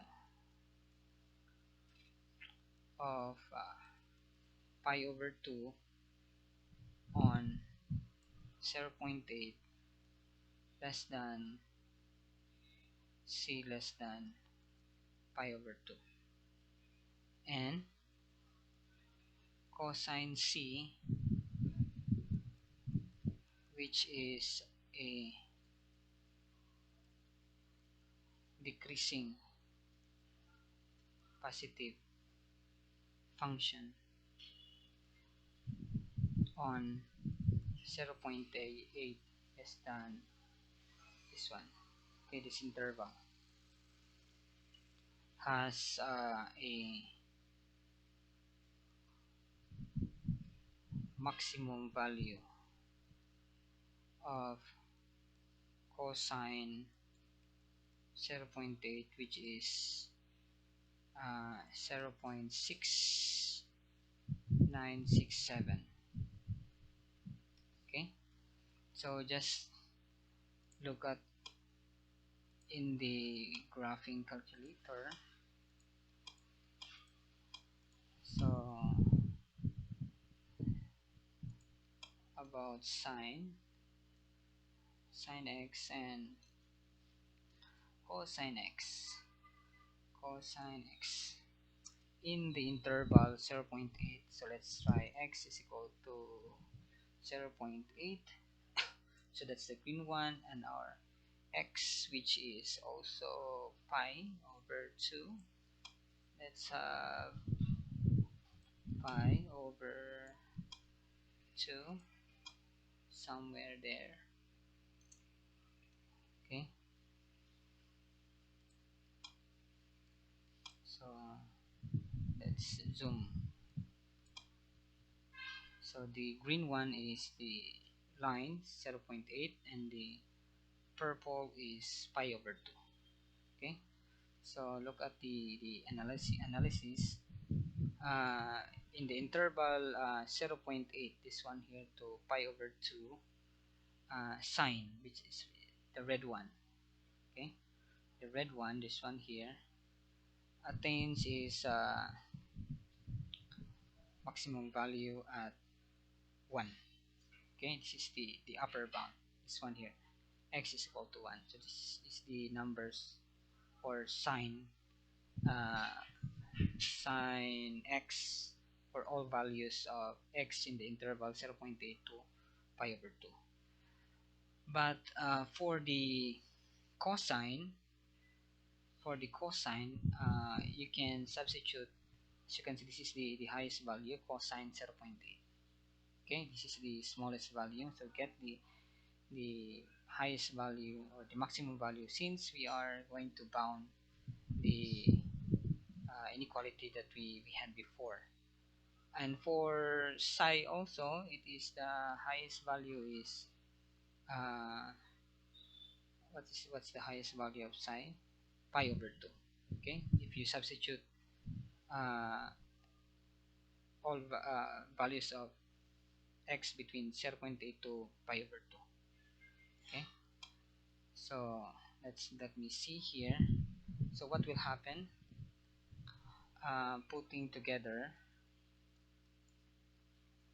putting this together, we get this one, r sub 3 of 0.8, which is, of course, we can replace by less than without the equal sign. So for what do you call this, for cosine, this one, for cosine we will replace 0.6967. So our psi is pi over 2. Okay, so we have here this one here. Okay, so we are going to replace where's that one, let's put a absolute value here, absolute value also here. Okay, so we are going to replace psi by pi over 2. For cosine is 0.6967, and for sine we will replace by 1. Okay, so that's all there is. So we have 0.0147.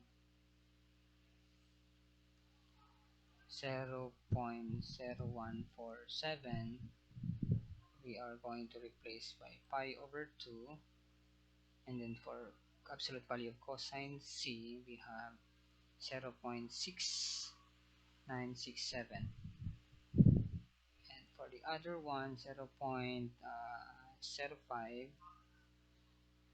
Just look at your notebook. We are going to multiply by 1. So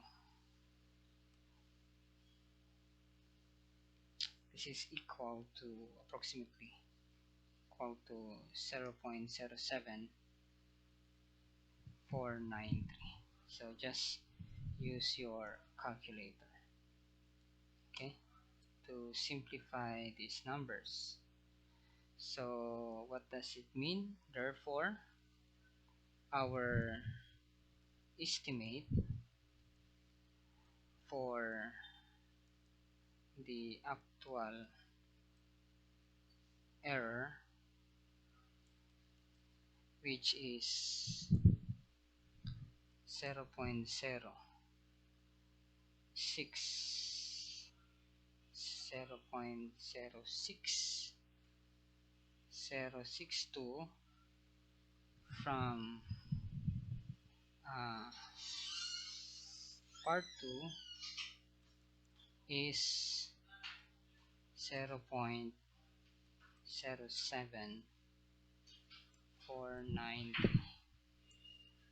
Okay, so if you look at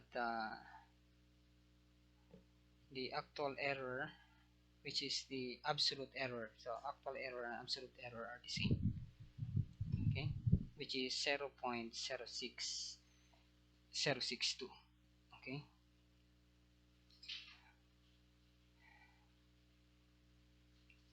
so that's it.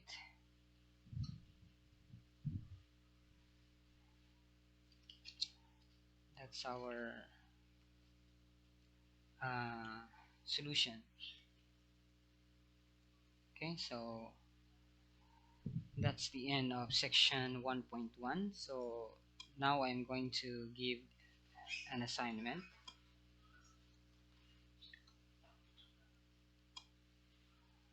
Okay, so you are going to submit this one later. Okay, so I'm going to post it